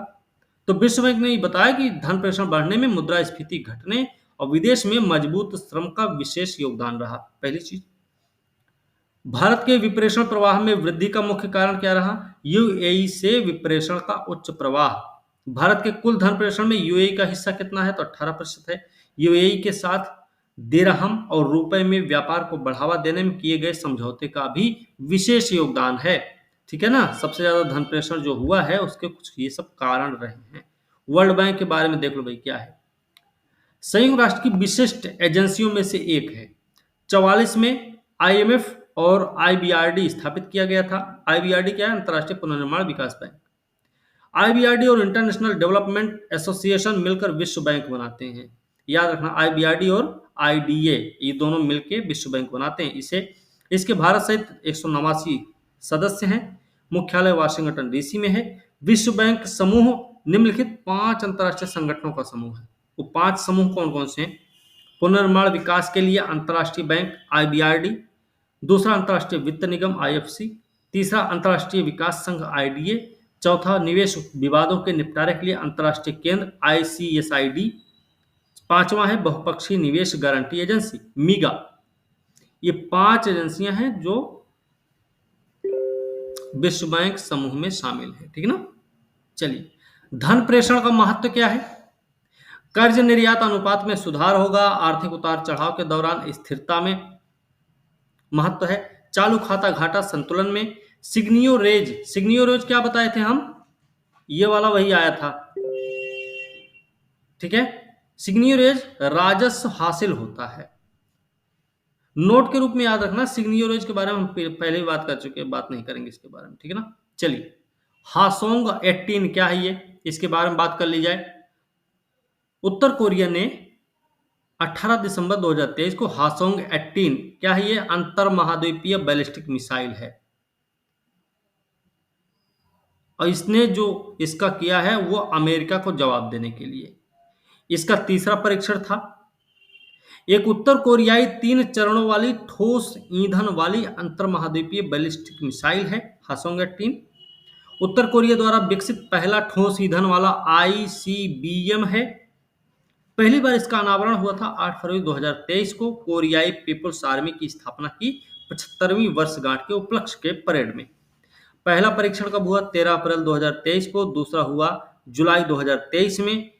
इसकी मारक क्षमता कितनी? 15,000 किलोमीटर तक है।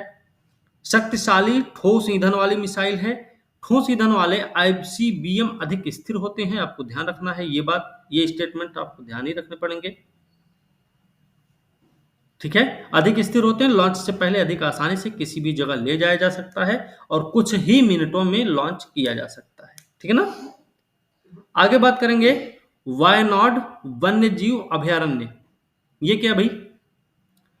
दक्षिण वायनाड वन प्रभाग के अधिकारियों ने सोमवार को वायनाड के कुडालूर में पकड़े गए एक बाघ को त्रिशूर के पुथुर जूलॉजिकल पार्क में एक संगरोध सुविधा में स्थानांतरित कर दिया। यहाँ पे कोई बाघ पकड़ा गया था, उसको त्रिशूर में स्थानांतरित किया गया है। ठीक है ना? वायनाड जिला वन्यजीव अभयारण्य के 13 वर्षीय नर बाघ को 9 दिसंबर 23 को वेकेरी के पास कुडालूर में एक किसान को मारने के बाद पकड़ लिया गया, जिसके बाद उसे त्रिशूर के पुथुर जूलॉजिकल पार्क में भेजा गया। तो आपको 2 चीज पता हुई। एक तो वायनाड वन्यजीव अभयारण्य पता हो गया, दूसरा पुथुर जूलॉजिकल पार्क के बारे में भी आपको पता हो गया है ना कि कहां पर है ये। ठीक है ना भाई? चलिए,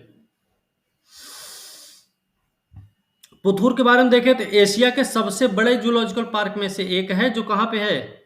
सॉरी, त्रिशूर के पुथुर में, ये केरल में है। वायनाड भी केरल में ही है। ठीक है ना? एशिया के सबसे बड़े जूलॉजिकल पार्क में से एक है, केरल में है ये। जूलॉजिकल पार्क को भारत में सबसे बड़ा, सबसे उन्नत वन्यजीव संरक्षण अनुसंधान केंद्र बनने के लिए तैयार किया जा रहा है। जूलॉजिकल पार्क वर्तमान में निर्माणाधीन है। पुथुर वाला 2024 में जनता के लिए खोल दिया जाएगा। ध्यान रखना, 200 से 338 एकड़ क्षेत्र में विस्तृत है। इसमें विश्व के विभिन्न प्रकार के वन्यजीव वृक्षों को रखा जाएगा।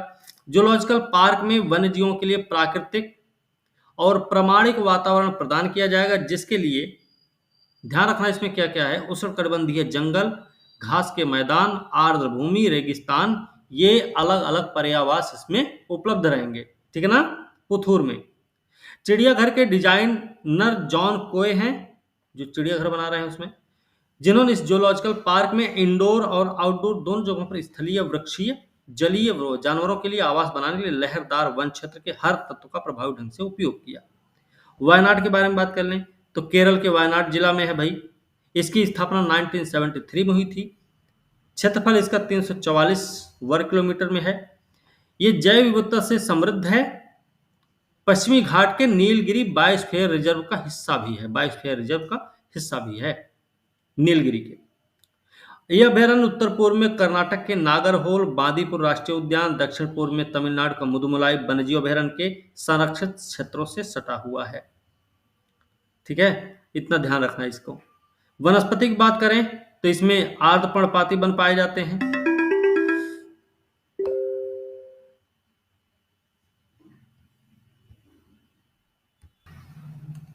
इसके बात कर लें वनस्पति के बारे में तो आर्द्र पर्णपाती वन, अर्ध सदाबहार वन पाए जाते हैं। इसमें जो वृक्ष पाए जाते हैं ना, साल, सागौन, नीलगिरी, बेलिया, टेक्टोना, ग्रैंडिस, टर्मिनलिया, एसपी, डालबर्गिया, लैटिफोलिया, एनोगेइसस लैटिफोलिया के वृक्ष ये सब पाए जाते हैं यहाँ पे। ठीक है, ये सब नाम हैं वृक्षों के। इसमें स्तनधारी भी हैं, पक्षी भी हैं, सरीसृप, भयचर, ये सब कितनी कितनी प्रजातियां, ये ज्यादा इंपॉर्टेंट नहीं है। प्रमुख वन्य जीव कौन कौन से, तो बाघ है, हाथी, गौर, पैंथर, सांभर, चित्तीदार हिरण है, बार्किंग हिरण है, जंगली सुअर है, स्लॉथ, भालू है, बियर है, नीलगिरी लंगूर है, बोनट मकाक है, सामान्य लंगूर, जंगली कुत्ता, सामान्य उदबिलाव भी है, मालाबार विशाल गिलहरी भी यहाँ पे पाई जाती है। ठीक है, एक है यहाँ पे पुलिकट झील, इसके बारे में देख लिया जाए। चलो, तो पुलिकट झील चर्चा में रही है। एनजीटी ने कुछ सवाल किए हैं। चक्रवात मिचोंग के दौरान, ये नाम याद रखना, मिचोंग, इसके दौरान मनाली में सीपीसीएल की रिफाइनरी से तेल रिसाव के कारण कई पक्षी की प्रजातियां और मछलियों की प्रजातियां मृत पाई गई। ठीक है, मिचोंग एक चक्रवात है, शब्द पूछा जा सकता है। कहां पर रिसाव हुआ, मनाली है ना, मनाली में हुआ, और सीपीसीएल की रिफाइनरी से हुआ है। इसके कारण क्या हुआ कि तमिलनाडु प्रदूषण नियंत्रण बोर्ड और राष्ट्रीय हरित न्यायाधिकरण के द्वारा सीपीसीएल पर कार्रवाई की जा रही है। ठीक है, सीपीसीएल अभी चर्चा में रहा है। मुख्य कारण क्या है, तेल रिसाव के कारण चर्चा में रहा। नहीं, पुलिकट झील के बारे में बात करें तो भारत में आंध्र प्रदेश में 84% है। ये आंकड़ा याद करना भाई, जरूर याद रखना आंकड़ा 84%। तमिलनाडु में 16%। खारे पानी की दूसरी सबसे बड़ी लैगून झील है। इसकी लंबाई 60 किलोमीटर, चौड़ाई है 200 मीटर से 17.5 किलोमीटर, मतलब 17.5 किलोमीटर तक है। 200 मीटर से 17.5 किलोमीटर तक है इसकी चौड़ाई। पूर्वी किनारे पर बकिंघम नहर उत्तर से दक्षिण दिशा में श्रीहरिकोटा द्वीप के सापेक्ष प्रवाह करती है। पूर्वी किनारे पर है बकिंघम नहर, उत्तर से दक्षिण बह रही है। श्रीहरिकोटा द्वीप पर भारत का सतीश धवन अंतरिक्ष केंद्र भी है, आपको पता होना चाहिए। इस झील में अरड़ी, कलंगी और स्वर्णामुखी नदी गिरती है। कौन कौन सी नदियां हैं, अरड़ी है, कलंगी है, स्वर्णामुखी, 3 नदियां हैं। ठीक है ना। महत्व क्या है इस झील का, इस झील में पुलिकट झील पक्षी अभयारण्य है। ये पक्षी अभयारण्य आंध्र प्रदेश और तमिलनाडु में है, जो अपने जैव विविधता पारिस्थितिकी महत्व के लिए प्रसिद्ध है। पुलिकट झील से कई बार प्रश्न पूछा जा चुका है, तो हमको याद रखना है इसके बारे में। इसमें पाए जाने वाले जो प्रमुख जीव हैं कौन कौन से हैं, इसमें पक्षियों की कई सारी प्रजातियां लगभग 250 हैं, जिनमें से 50 अंतर महाद्वीपीय प्रजातियां हैं। इस झील में पाए जाने वाले प्रमुख पक्षी कौन है, पेलिकन पाया जाता है यहाँ पे, राजहंस और सारस मिलता है। कई सारे जल पक्षी जलचर भी हैं, जैसे curlew, stilts, plovers, sandpipers, lapwings, redshank, बगुला, ये सारे पक्षी हैं, नाम याद रखना। इसके अलावा इसमें केकड़े पाए जाते हैं, क्लैम है, मसल्स है, सीप, घोंघा है, मछली का कीड़ा है, मकड़ी है, स्पंज है, एनेमोन है, झींगा, प्लवक, ये सब इसमें पाए जाते हैं। ठीक है ना, ध्यान रखना। झील से आर्थिक लाभ भी हो रहा है। यहाँ जो आसपास रहने वाले लोग हैं वो अपनी आजीविका के लिए मत्स्य उत्पादन करके करते हैं। ठीक है, चलिए अब बात करेंगे यहाँ पे अब्देल फतह अल सीसी की बात करेंगे हम। ये कौन भाई? 6 साल के तीसरे कार्यकाल के लिए मिस्र के राष्ट्रपति चुने गए हैं। ठीक है ना, 6 साल के तीसरे कार्यकाल के लिए, मतलब सीधा सा है कि मिस्र में राष्ट्रपति का जो कार्यकाल होता है वो 6 साल का होता है। ठीक भाई, यहाँ के क्लियर हो गया। तीसरी बार लगातार चुने गए, तीसरे कार्यकाल के लिए चुने गए हैं। चुनाव में उनको 89.6% वोट प्राप्त हुए हैं। उपविजेता कौन है? रिपब्लिकन पीपुल्स पार्टी के हाजेम उमर को मात्र 4.5% वोट मिला। हाजेम उमर कौन सी पार्टी है? Republican People's Party. प्रधानमंत्री मोदी जी ने अब्देल फतह अल सीसी को बधाई भी दी। इनका तीसरा और अंतिम कार्यकाल है, मतलब देखो अंतिम कार्यकाल भी है, तीसरा कार्यकाल भी है, मतलब है कि 3 बार से ज्यादा राष्ट्रपति नहीं बन सकता कोई व्यक्ति वहां पे। ठीक है ना, ये भी बात क्लियर हो गई अपनी। तीसरा कार्यकाल और अंतिम कार्यकाल अप्रैल 2024 से इनका शुरू होगा। अपने पूर्व के शासनकाल में अल सीसी ने राष्ट्रपति कार्यकाल को 4 साल से बढ़ाकर 6 साल कर दिया था। पहले 4 साल का ही होता था, लेकिन इन्होंने क्या किया, इसको बढ़ाकर 6 साल कर दिया। ठीक है, उन्होंने राष्ट्रपति लगातार कार्यकाल की सीमा को 2 से बढ़ाकर 3 साल करने के लिए संविधान में संशोधन किया था। ठीक है, श्री सीसी को पहली बार 2014 में राष्ट्रपति चुना गया, जब उन्होंने मोहम्मद मुर्सी को पराजित किया। 14 में जब पहली बार राष्ट्रपति चुने गए तब तो मोहम्मद मुर्सी को हराए थे। 2018 में फिर से जीते। 4 साल ही था पहले, 6 साल इन्होंने ही किया है। फिर 2023 के चुनाव में इन्होंने फिर से जीत हासिल की है। 2020 तक सत्ता में रहेंगे भी। ठीक है, पीएम श्री स्कूल योजना, ये क्या है? पीएम श्री स्कूल योजना, यहां तक कोई दिक्कत थी आप लोगों को? No sir. ठीक है, पीएम श्री स्कूल योजना क्या है भाई? पंजाब ने, पहली बात सबसे पहले तो पंजाब ने पीएम श्री स्कूल योजना को लागू करने के लिए मूल रूप से हस्ताक्षरित एमओयू से पीछे हटने का प्रस्ताव दिया है। वो इस प्रस्ताव से पीछे हटने के लिए बात करी भाई। 29 राज्यों केंद्र शासित प्रदेशों ने केंद्रीय विद्यालय संगठन केवीएस और नवोदय विद्यालय समिति के साथ समझौता ज्ञापन पर हस्ताक्षर किए। कौन? 29 राज्य और केंद्र शासित प्रदेशों ने किया है। किसके साथ समझौता किया? केंद्रीय विद्यालय के साथ, नवोदय विद्यालय के साथ। ठीक है ना, याद रखना इसको, किसके साथ समझौता हुआ? ये पीएम श्री स्कूल योजना के उसमें। ठीक है ना, 6 राज्य केंद्र शासित प्रदेशों ने पीएम श्री स्कूल योजना के लिए केंद्र के साथ समझौता ज्ञापन पर हस्ताक्षर नहीं किया। अभी 29 ने किया है, 6 ने नहीं किया। 6 राज्य जो नहीं किए वो कौन कौन से भाई? देखो, जो नहीं किए उनको याद रखेंगे तो बाकी सब याद ही हो जाएंगे। तो बिहार नहीं किया, दिल्ली है, केरल, उड़ीसा, तमिलनाडु, पश्चिम बंगाल, ये नहीं किए हैं। ठीक है ना, पंजाब ने पीछे हटने का प्रस्ताव भी दे दिया है, तो इसका मतलब ये 7वां राज्य बन जाएगा। पीएम श्री स्कूल योजना क्या है? केंद्रीय मंत्रिमंडल ने सितंबर 2022, ये आपको सन याद रखना भैया, एक नई केंद्र प्रायोजित योजना को मंजूरी दी थी। इसका फुल फॉर्म क्या है? प्रधानमंत्री स्कूल्स फॉर राइजिंग इंडिया। ठीक है ना, फुल फॉर्म याद रखना, कई बार फुल फॉर्म भी पूछा जाता है। इसके तहत देश भर के 14,500 स्कूलों का विकास तथा उन्नयन किया जाएगा। ठीक है, पीएम श्री स्कूलों को राष्ट्रीय शिक्षा नीति के अनुरूप, ये याद रखना, मॉडल स्कूल बनाया जाएगा। ये शिक्षा प्रदान करने का आधुनिक परिवर्तनकारी समग्र तरीका प्रदान करेंगे। इसके अलावा 2020 में प्रारंभ हुई राष्ट्रीय शिक्षा नीति का उद्देश्य क्या था? तो ये भी आपको पता होना चाहिए, क्योंकि ये भी चर्चा में रही है। तो इसका प्रमुख उद्देश्य है स्कूल और उच्च शिक्षा प्रणालियों में परिवर्तनकारी सुधारों का मार्ग प्रशस्त करना। ठीक है ना, इसमें बहुत ज्यादा कुछ नहीं था, ये बहुत सिंपल भी हो गया, आसान सा आपको याद हो गया। ठीक है, हो गया। एक है जायरोकॉप्टर, ये क्या भाई? कॉम्पैक्ट फुर्तीला विमान जायरोकॉप्टर की पहली सफल उड़ान बैरागी कैंप हरिद्वार में संपन्न हुई है। ठीक है, ध्यान रखना, हरिद्वार में बैरागी कैंप है, वहीं से इसकी पहली सफल उड़ान हुई है। क्या नाम है इसका? जायरोकॉप्टर। कॉप्टर, ठीक है ना।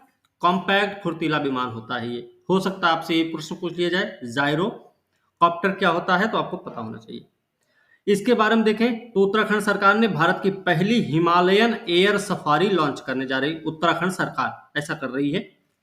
दूसरा, उत्तराखंड पर्यटन विकास board Rajas aero sports and adventures private limited के सहयोग से नए रूप में जायरोकॉप्टर पेश कर रहा। कौन? उत्तराखंड पर्यटन विकास बोर्ड और Rajas aero sports and adventures private limited, इन दोनों के सहयोग से, ठीक है ना, उत्तराखंड सरकार कर रही। इसके तहत क्या होगा? जायरोकॉप्टर से हिमालय की चोटियों, नदियों की प्राकृतिक सुंदरता का आनंद लेते हुए एक स्थान से दूसरे स्थान तक उड़ान भर सकेंगे। याद रखना, जर्मनी से अत्याधुनिक जायरोकॉप्टर खरीदे गए हैं।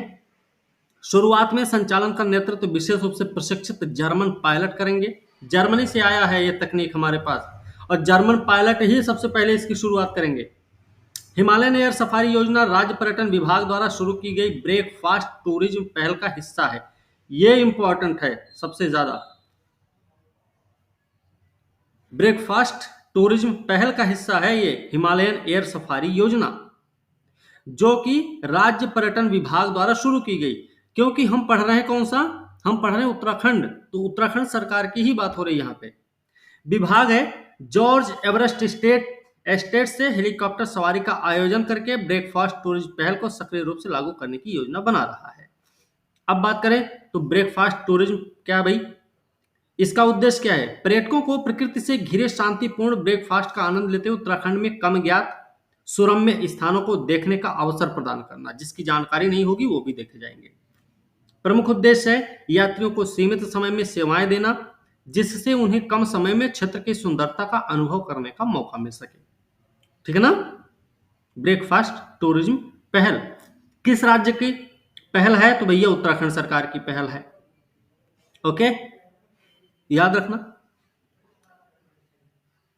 कोई दिक्कत है यहां तक? No sir. क्या उद्देश्य है ये भी आपको पता हो गया। आगे है काकरापार परमाणु ऊर्जा परियोजना। सॉरी, ये क्या भाई? भारत का दूसरा स्वदेशी 700 मेगावाट, ठीक है, 700 मेगावाट का परमाणु संयंत्र काकरापार में संचालित किया गया 17 दिसंबर 2023 को। 700 मेगावाट का है ये, दूसरा है, स्वदेशी है। इसमें क्या होगा? यूनिट 4 देश में स्थापित किए जा रहे 700 मेगावाट के 16 स्वदेशी दबाव युक्त भारी जल रिएक्टरों की श्रृंखला में ये दूसरा है, पहली चीज। दूसरा, स्वदेशी 700 मेगावाट का परमाणु संयंत्र काकरापार में नियंत्रित विखंडन प्रतिक्रिया कंट्रोल्ड फिजन रिएक्शन पर आधारित है। ये किस पर आधारित है? तो कंट्रोल्ड फिजन रिएक्शन। वाणिज्यिक उद्देश्यों के लिए बिजली उत्पादन की दिशा में एक और कदम बढ़ा दिया गया, ये भी याद रखना। काकरापार के बारे में बात करें, परमाणु ऊर्जा परियोजना यूनिट 4 की उपलब्धि क्या क्या रही है? तो इसने देश में स्थापित किए जा रहे 700 मेगावाट के 16 स्वदेशी दबाव भारी जल रिएक्टरों की श्रृंखला में दूसरा है। इसके यूनिट 3 की बात करें तो ये वाणिज्यिक संचालन के 6 महीने के भीतर KAPP 4 की उपलब्धि महत्वपूर्ण है। KAPP क्या है? काकरापार परमाणु ऊर्जा परियोजना, ठीक है ना। Nuclear power corporation of India limited ने कहा कि परमाणु ऊर्जा नियामक बोर्ड की सभी शर्तों को पूरा करने के बाद इसकी शुरुआत हुई। ये इंपॉर्टेंट नहीं है। 3 और 4 गुजरात के काकरापार में है, ये आपको पता होना चाहिए, ठीक है। मौजूदा संयंत्र के APS 1 और 2 के निकट में है, ठीक है। और इसमें क्या देखेंगे? दुनिया के सबसे सुरक्षित रिएक्टरों में से एक है।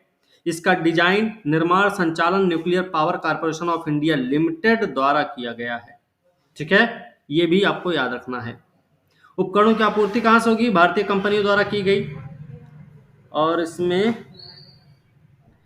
एक चीज और इसमें देख लेंगे, ये राजस्थान के रावत भाटा RAPS 7-8, हरियाणा का गोरखपुर GHAVP 1 और 2 में 700 मेगावाट के परमाणु ऊर्जा संयंत्रों का निर्माण कार्य अभी चल रहा है। तो यह भी आपसे प्रश्न पूछा जा सकता है कहीं पर, आप तो इसको ध्यान रखेंगे।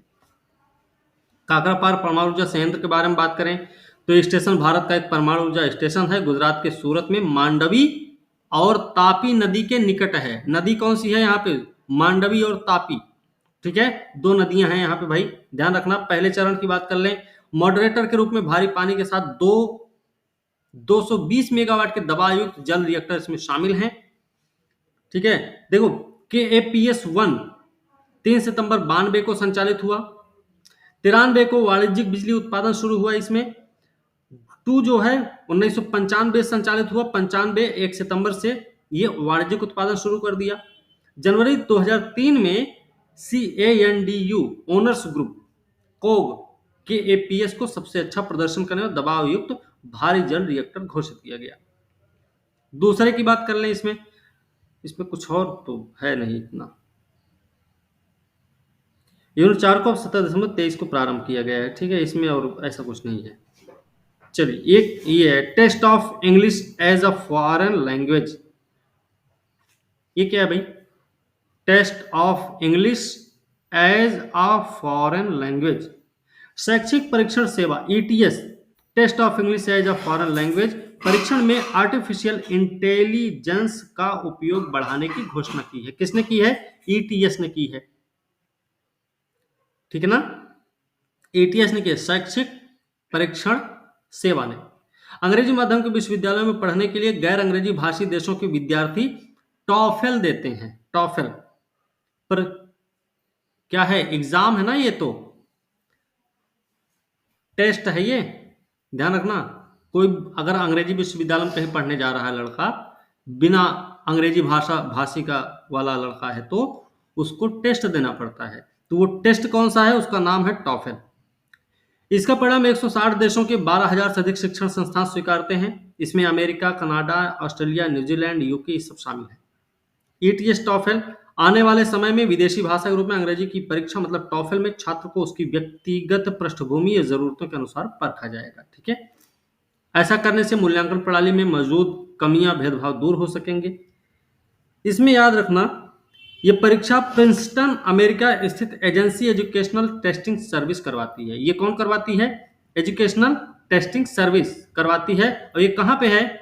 प्रिंसटन में है, अमेरिका में स्थित है। ठीक है, भारत की संस्था नहीं है, याद रखना ये भी। इसके ग्लोबल वाइस प्रेसिडेंट ने बताया कि अगले 2 से 3 साल में नई मूल्यांकन प्रणाली लागू हो जाएगी। इसको इंपॉर्टेंट नहीं है। ठीक है, एक भारतीय छात्र और जर्मन छात्र की पृष्ठभूमि एक जैसी नहीं हो सकती है, इसलिए बेहतर होगा पंजीकरण के समय इस बारे में बताया जाए। ये भी इंपॉर्टेंट नहीं है। AI से सुधार क्या होगा? आर्टिफिशियल इंटेलिजेंस से क्या सुधार होगा? ये देखना इंपॉर्टेंट है। इसमें एजेंसी के ग्लोबल वाइस प्रेसिडेंट ने बताया कि आने वाले समय में आर्टिफिशियल इंटेलिजेंस तकनीक के जरिए भी सुधार लाए जाएंगे। टॉपिक की तैयारी के लिए बेहतर सामग्री तैयार किया जाएगा आर्टिफिशियल इंटेलिजेंस के माध्यम से ही। टेस्ट देने वालों को बेहतर फीडबैक, सुधार के लिए जरूरी क्षेत्र बताए जाएंगे, जैसे उन्हें अंग्रेजी पढ़ने, परिभाषित करने, सामग्री का सार बनाने, इन सब में। परीक्षा की सुरक्षा के लिए भी सामग्री बनाई जाएगी। परीक्षा में एक स्तर पर नकल भी होती है, इसे AI के जरिए रोका जा सकता है।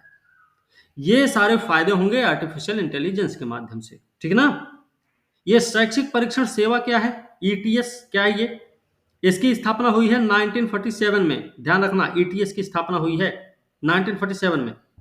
विश्व का सबसे बड़ा निजी गैर लाभकारी शैक्षिक परीक्षण और मूल्यांकन संगठन है ये ETS। ध्यान रखना, मुख्यालय कहाँ है? न्यू जर्सी राज्य के प्रिंसटन में है। ठीक है, 47 में स्थापित विश्व का सबसे बड़ा निजी गैर लाभकारी शैक्षिक परीक्षण मूल्यांकन संगठन प्रिंसटन में इसका मुख्यालय है, जो कि USA के न्यू जर्सी राज्य में स्थित है। आगे बात करें हम मुल्ला पेरियार बांध की। ये कहां पे भाई? केरल में बारिश हुई है, जल स्तर बढ़ गया, इससे मुल्ला पेरियार बांध के शटर को खोलकर जल स्तर सामान्य किया जाएगा। तो वहां पे बारिश हुई है। तो ये बांध मुल्लायार पेरियार नदी के संगम पर है, ये याद रखना है। ये दो नदियों के संगम पर है, मुल्लायार और पेरियार के। इसका नाम भी इसीलिए ऐसे रख दिया गया। पेरियार टाइगर रिजर्व में इसका निर्माण किया गया है, याद रखना। बांध 155 फीट ऊंचा है, 1200 फीट लंबा भी है। इसका निर्माण शुरू हुआ था 1887 में, 95 में जाके पूरा हुआ। 1887-1895 निर्माण किसने किया?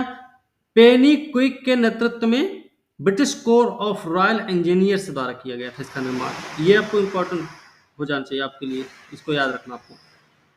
अब मुल्ला पेरियार बांध बनाने का उद्देश्य क्या था? ओके, ठीक है।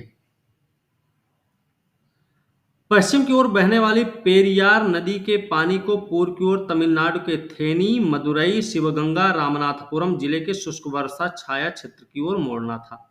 पेरियार नदी पश्चिम की ओर बहती है, मतलब अरब सागर में गिरती है, ठीक है। इसके पानी को घुमाना था, इसलिए बांध बनाया गया, मुल्ला पेरियार बांध, ठीक ना। केरल में है ये बांध, इसका संचालन लेकिन तमिलनाडु सरकार करती है, याद रखना। हो सकता है स्टेटमेंट आ जाए ऐसे, केरल में बना हुआ है और इसका संचालन केरल सरकार करती है, तो भैया स्टेटमेंट गलत है, क्योंकि इसका संचालन करती है तमिलनाडु सरकार। ब्रिटिश शासन के दौरान किए गए 999 साल के पट्टे के समझौते के अनुसार इस परिचालन का अधिकार तमिलनाडु को सौंप दिया गया है, इसलिए इसका संचालन तमिलनाडु सरकार कर रही है। 999 साल, ये भी याद रख लेना। 999 साल पता नहीं कब पूरा होगा, हमको भी नहीं पता है, ऐसे गिन लेना कब पूरा होने वाला है। पेरियार नदी की बात करें, इडुक्की जिले के दक्षिण पूर्वी मतलब शिवगिरी पहाड़ी पेरियार टाइगर रिजर्व के सुदूर जंगल से निकलती है। पेरियार नदी पेरियार टाइगर रिजर्व के सुदूर जंगल से निकलती है, शिवगिरी पहाड़ी। इसका प्रवाह मार्ग पश्चिम की ओर है, वेम्बनाड झील में प्रवाहित होती है और अरब सागर में विलीन हो जाती है। वेम्बनाड झील इसके मार्ग में पड़ती है। विशेषता की बात करें तो केरल की सबसे लंबी नदी है, कई प्रमुख शहरों को पानी पीने का पानी उपलब्ध कराती है। केरल का लगभग 25% उद्योग जो है इसी नदी के किनारे है। केरल की जीवन रेखा भी कहा जाता है। केरल की अर्थव्यवस्था का प्रमुख स्रोत है। इस नदी के द्वारा केरल में मत्स्य पालन किया जाता है, सिंचाई की जाती है, घरेलू उपयोग के लिए पानी तथा विद्युत ये सब उपलब्ध होता है, ठीक है ना। इडुक्की बांध के माध्यम से, इडुक्की बांध पेरियार पे है, तो इसके माध्यम से क्या होता है, केरल के लगभग सभी हिस्सों में बिजली की आपूर्ति की जाती है। तो इडुक्की बांध कहाँ है ये भी आपको पता हो गया, ठीक है ना। पेरियार की कुछ सहायक नदियां हैं, उन नदियों के बारे में देखें तो इसकी सहायक नदी कौन कौन सी है? नाम दिख रहा है ना कुछ, नाम है मुथिरापुझा, मुल्लायार, चेरुथोनी, पेरिंजनकुट्टी, ये प्रमुख सहायक नदियां हैं। इसकी कुल लंबाई कितनी है पेरियार की? 244 किलोमीटर। जलग्रहण क्षेत्र कितना? 5398 किलोमीटर वर्ग किलोमीटर, सॉरी, जिसमें से 5284 वर्ग किलोमीटर केरल में है और 114 वर्ग किलोमीटर तमिलनाडु में है इसका हिस्सा, ठीक है ना। नोट डाउन कर रहे हैं क्या आप लोग?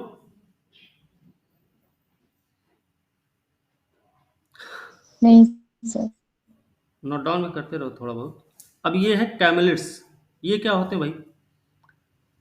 देखो 2024 को अंतरराष्ट्रीय कैमलिड्स वर्ष घोषित किया गया है यूएन के द्वारा, ठीक है। ये दुनिया भर के लोगों के जीवन में कैमलिड्स के महत्व को उजागर करने के लिए ऐसा निर्णय लिया गया है, ठीक है ना। अब इसके बारे में बात करेंगे। कैमलिड्स क्या है? ये है कैमलिड्स, कैसे दिख रहा है? ये ऊंट की तरह दिख रहा है ना? Yes sir. ठीक है। यह ऊंट विश्व के 90 से अधिक देशों में पाया जाता है, याद रखना। कैमलिड्स जो है ना, संयुक्त राष्ट्र द्वारा परिकल्पित सतत विकास लक्ष्यों को पूरा करने में महत्वपूर्ण भूमिका निभाते हैं, याद रखना। ऐसे हो सकता है स्टेटमेंट में आ जाए तो आप कहेंगे ऐसा कैसे हो सकता है।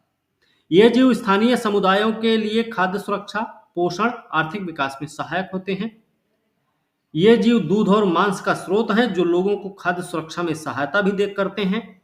ये जीव फाइबर भी देते हैं जिसका उपयोग कपड़े और आश्रय के लिए किया जाता है। इनका उपयोग लोग परिवहन के साधन के रूप में भी करते हैं। ये जीव जैविक खाद भी उपलब्ध कराते हैं जिसका उपयोग कृषि में किया जाता है। ये तो इसका महत्व हो गया। विशेषता क्या है इसकी? शाकाहारी होते हैं, पतले गर्दन होते हैं, लंबे पैर होते हैं, जुगाली करने वाले जीव होते हैं, दांत इनके तीक्ष्ण होते हैं, इनके खुर नहीं होते भैया, याद रखना, इनके खुर नहीं होते हैं। पैर में 2 उंगलियां, वही ऊंट वाला हालत है, ठीक है ना, जिसमें नाखून मुलायम पैड होते हैं जिन्हें ग्रीक भाषा में टायलोपोडा कहा जाता है। अच्छा, टायलोपोडा शब्द जरूर याद रखना। टायलोपोडा क्या है? एक ग्रीक भाषा का शब्द है जिसका अर्थ होता है गद्देदार पैर। ऊंट के पैरों के लिए यूज किया जाने वाला एक ग्रीक भाषा का शब्द है टायलोपोडा। अफ्रीकी एशियाई ऊंट प्रजातियों ने कठोर जल विहीन वातावरण में अपने जीवन के लिए व्यापक अनुकूल विकसित कर रखा है अनुकूलन। बैक्टीरियन ऊंट की उंगली प्रजाति खारा पानी पीने में सक्षम है। निवास की बात करें, कैमलिड्स एंडीज पर्वत श्रृंखला के ऊंचे क्षेत्रों अफ्रीका एशिया के शुष्क अर्धशुष्क क्षेत्रों में पाए जाते हैं। ठीक है ना, यहां तक कोई दिक्कत है? चलिए आगे देख लेते हैं। जमनालाल बजाज पुरस्कार, 45वां जमनालाल बजाज पुरस्कार मानवीय गतिविधियों और गांधीवादी कार्यक्रमों के क्षेत्र में उत्कृष्ट योगदान के लिए ये प्रदान किया गया है। कब? अभी 11 दिसंबर को। ठीक है ना। मुख्य अतिथि सुप्रीम कोर्ट के मुख्य न्यायाधीश डॉक्टर न्यायमूर्ति धनंजय वाई चंद्रचूड़ की अध्यक्षता वाली समिति ने पुरस्कार विजेताओं को सम्मानित किया। किसने किया है ये आपको पता होना चाहिए। जमनालाल बजाज की जयंती 4 नवंबर को होती है, इसलिए पुरस्कार समारोह हर साल इसी समय के आसपास मुंबई में आयोजित किया जाता है। याद रखना, पिछले कुछ वर्षों में भारत के राष्ट्रपति, प्रधानमंत्री, मुख्यमंत्री, वित्त मंत्री, सामाजिक आध्यात्मिक नेता, नोबेल पुरस्कार विजेता मुख्य अतिथि के रूप में पुरस्कार समारोह में शामिल हुए हैं। चलो इसकी बात कर लें अब। 23 पुरस्कार जो दिया गया है, रचनात्मक कार्यक्रम के लिए जो पुरस्कार दिया गया, डॉक्टर रेगी जॉर्ज और doctor Lalitha Regi, trustee tribal health initiative Tamil Nadu, इनको मिला है किसके लिए? रचनात्मक काम के लिए। विज्ञान प्रौद्योगिकी के अनुप्रयोग के लिए किसको मिला? तो ग्रामीण विकास के लिए प्रौद्योगिकी दिए गए डॉक्टर रामा लक्ष्मी दत्ता को। संयुक्त निदेशक विवेकानंद इंस्टीट्यूट ऑफ बायोटेक्नोलॉजी पश्चिम बंगाल के हैं ये। ठीक है, विज्ञान प्रौद्योगिकी के अनुप्रयोग के लिए मिला है। तीसरा पुरस्कार महिलाओं और बच्चों के विकास कल्याण के लिए जो पुरस्कार मिला, पद्म विभूषण जानकी देवी बजाज की स्मृति में स्थापित किया गया था। ये याद रखना भाई। सुधा वर्गीस सचिव नारी गुंजन बिहार से संबंधित है। ठीक है ना, तो इनको मिला है। चौथा पुरस्कार भारत के बाहर गांधीवादी मूल्यों को बढ़ावा देने के लिए अंतरराष्ट्रीय पुरस्कार एक दिया गया, वो दिया गया है राहा नबा कुमार को। ये कौन है? निदेशक और सीईओ हैं गांधी आश्रम ट्रस्ट बांग्लादेश के। नाम क्या है? राहा नबा कुमार। ठीक है, इनको मिला है अंतरराष्ट्रीय पुरस्कार के रूप में। ठीक है ना। इसके बारे में बात कर लें, 77 में स्थापित हुआ जमनालाल बजाज फाउंडेशन ने भारत और विदेशों में जमनालाल बजाज के आदर्शों की सेवा प्रचार करने के लिए 4 पुरस्कारों की स्थापना की गई थी। 3 राष्ट्रीय पुरस्कार और 1 अंतरराष्ट्रीय पुरस्कार इसमें शामिल है। राष्ट्रीय जो है भारत में गांधीवादी सिद्धांतों का पालन करते हुए रचनात्मक कार्य के लिए, ये तो देखो ऊपर ही पढ़ लिए हैं, इसको पढ़ने की जरूरत यहाँ पे अब नहीं है। ठीक है ना। प्रत्येक पुरस्कार में क्या क्या मिलता है? एक प्रशस्ति पत्र मिलेगा, एक ट्रॉफी मिलेगी, बाकी ये कितना रुपया मिलेगा? 20 लाख रुपया नकद पुरस्कार दिया जाएगा। ठीक है। नवंबर 2014 में श्री जमनालाल बजाज की 125वीं जयंती के अवसर पर फाउंडेशन ने पुरस्कार राशि में प्रत्येक श्रेणी के अंतर्गत क्या है ये 5 से 10 लाख रुपए तक की वृद्धि की 125वीं जयंती के अवसर पर 2014 में। 2023 में श्री रामकृष्ण बजाज की शताब्दी जयंती है, याद रखना इस बात को भाई। अतः प्रत्येक श्रेणी के पुरस्कार की राशि में 10 लाख से 20 लाख रुपए तक की वृद्धि की गई है। ठीक है ना। ये जो है रामकृष्ण बजाज, श्री रामकृष्ण बजाज की शताब्दी जयंती है 2023। ठीक है ना। चलिए यहाँ पे एक है बिनसर वन्यजीव अभयारण्य, ये आपका कहाँ पे है? ये आपका उत्तराखंड में पड़ेगा। बिनसर में बाघ दिखना एक दुर्लभ महत्वपूर्ण घटना है। ठीक है, इसमें देखेंगे बिनसर कहाँ है भाई? हाँ यहाँ पे देखो, उत्तराखंड के कुमाऊं क्षेत्र के अल्मोड़ा जिले में है। 46 वर्ग किलोमीटर क्षेत्र में है, समुद्र तल से 2250 मीटर ऊंचा, अपनी समृद्ध जैव विविधता प्राकृतिक सुंदरता के लिए प्रसिद्ध है। ठीक है। विशेषता की बात करें, अभयारण्य का नाम बिंदेश्वर महादेव मंदिर के नाम पर रखा गया है। यह मंदिर भगवान शिव को समर्पित एक प्राचीन हिंदू चट्टान मंदिर है जो अभयारण्य के उच्चतम बिंदु पर स्थित है। प्राचीन काल में बिनसर चंद राजाओं की ग्रीष्मकालीन राजधानी हुआ करती थी। ध्यान रखना, जिन्होंने 11वीं से 18वीं शताब्दी तक कुमाऊं पर अपना शासन किया था, चंद राजा लोग थे। ठीक है। वन्यजीव के बारे में बात करें तो इसमें तेंदुआ, भौंकने वाला हिरन, बार्किंग हिरन जिसको बोलते हैं, जंगली सुअर, हिमालयी काले भालू मिलते हैं। पक्षियों की 200 से ज्यादा प्रजातियां पाई जाती हैं। बाघों की स्थिति की बात करें यहाँ पर, तो अप्रैल 2023 में जारी किया गया, जिसके अनुसार भारत में कम से कम 3167, ये नया वाला आंकड़ा याद रखना भाई, ठीक है। मध्य प्रदेश पहले नंबर पे 785 बाघ के साथ, उत्तराखंड दूसरे नंबर पे 560 बाघ के साथ। जिम कार्बेट में सबसे ज्यादा बाघ हैं, 260 बाघ हैं, याद रखना, ठीक है ना। अगर किसी टाइगर रिजर्व की बात होगी, किसमें सबसे ज्यादा बाघ हैं, तो वो है आपका जिम कार्बेट। लेकिन किस राज्य में सबसे ज्यादा बाघ होंगे, वो है मध्य प्रदेश। कुछ पूछ रहे हैं आप गुड़िया? नहीं सर। इसके बाद उत्तराखंड में ही राजाजी टाइगर रिजर्व, उसमें 54 बाघ हैं, ठीक है, ये आपको पता होना चाहिए। चलिए, ये थोड़ा क्या है, इसमें एक साथ शिकार आधार, ये बड़ी बिल्ली बाघों के लिए उपयुक्त वातावरण यहाँ पे पाया जाता है। उत्तराखंड में बाघों की आबादी बढ़ रही है, नए क्षेत्रों में फैल रही है, ये थोड़ा सा इसमें देख लेना है, ठीक है।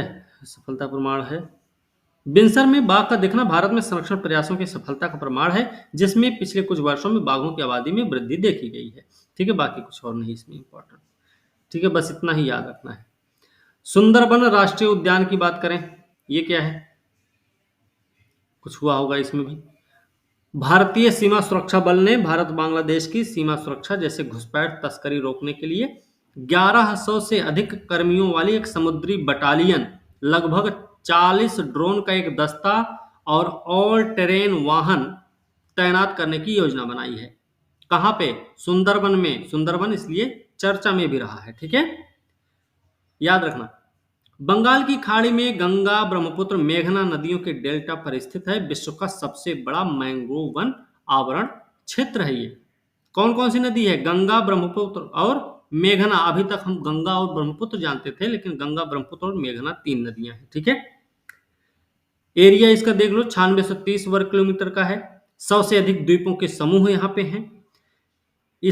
यह वन क्षेत्र में नदियों, ज्वारीय खाड़ियों, चैनलों का एक जटिल नेटवर्क है। सुंदरबन के बारे में बात करें, राष्ट्रीय उद्यान भारत के पश्चिम बंगाल में है। 1973 में इसको सुंदरबन टाइगर रिजर्व के रूप में घोषित किया गया। 77 में वन्यजीव अभयारण्य और 84 में राष्ट्रीय उद्यान घोषित किया गया। 87 में यूनेस्को विश्व धरोहर स्थल घोषित हुआ। 2019 में रामसर स्थल के रूप में घोषित किया गया, ठीक है ना, याद रखना। अभी 2019 में रामसर स्थल के रूप में आया है ये, और हमारे ख्याल से भारत का सबसे बड़ा रामसर स्थल है ये, सुंदरबन डेल्टा, सुंदरबन अपना जो राष्ट्रीय उद्यान है, ठीक है, ये भी याद रखना। विशेषता की बात करें, इसका नाम सुंदरी वन के नाम पर रखा गया है। पश्चिम बंगाल में पाए जाते हैं मुख्य रूप से। इनकी लकड़ी टिकाऊ कठोर होती है। इसके प्रमुख वृक्ष हैं ताड़, नारियल, केवड़ा। केवड़ा से परफ्यूम बनता है, आप लोगों को पता होना चाहिए, ठीक है, केवड़ा से परफ्यूम बनाया जाता है। मैंग्रोव वन की बात करें तो ज्वारीय वन होते हैं, ज्वार से प्रभावित तटीय क्षेत्रों में पाए जाते हैं। हाँ मसरूफा बोलो। सर ये जो सुंदरबन डेल्टा है, इस पे भारत का ही पूरा प्रभुत्व है या फिर बांग्लादेश का भी?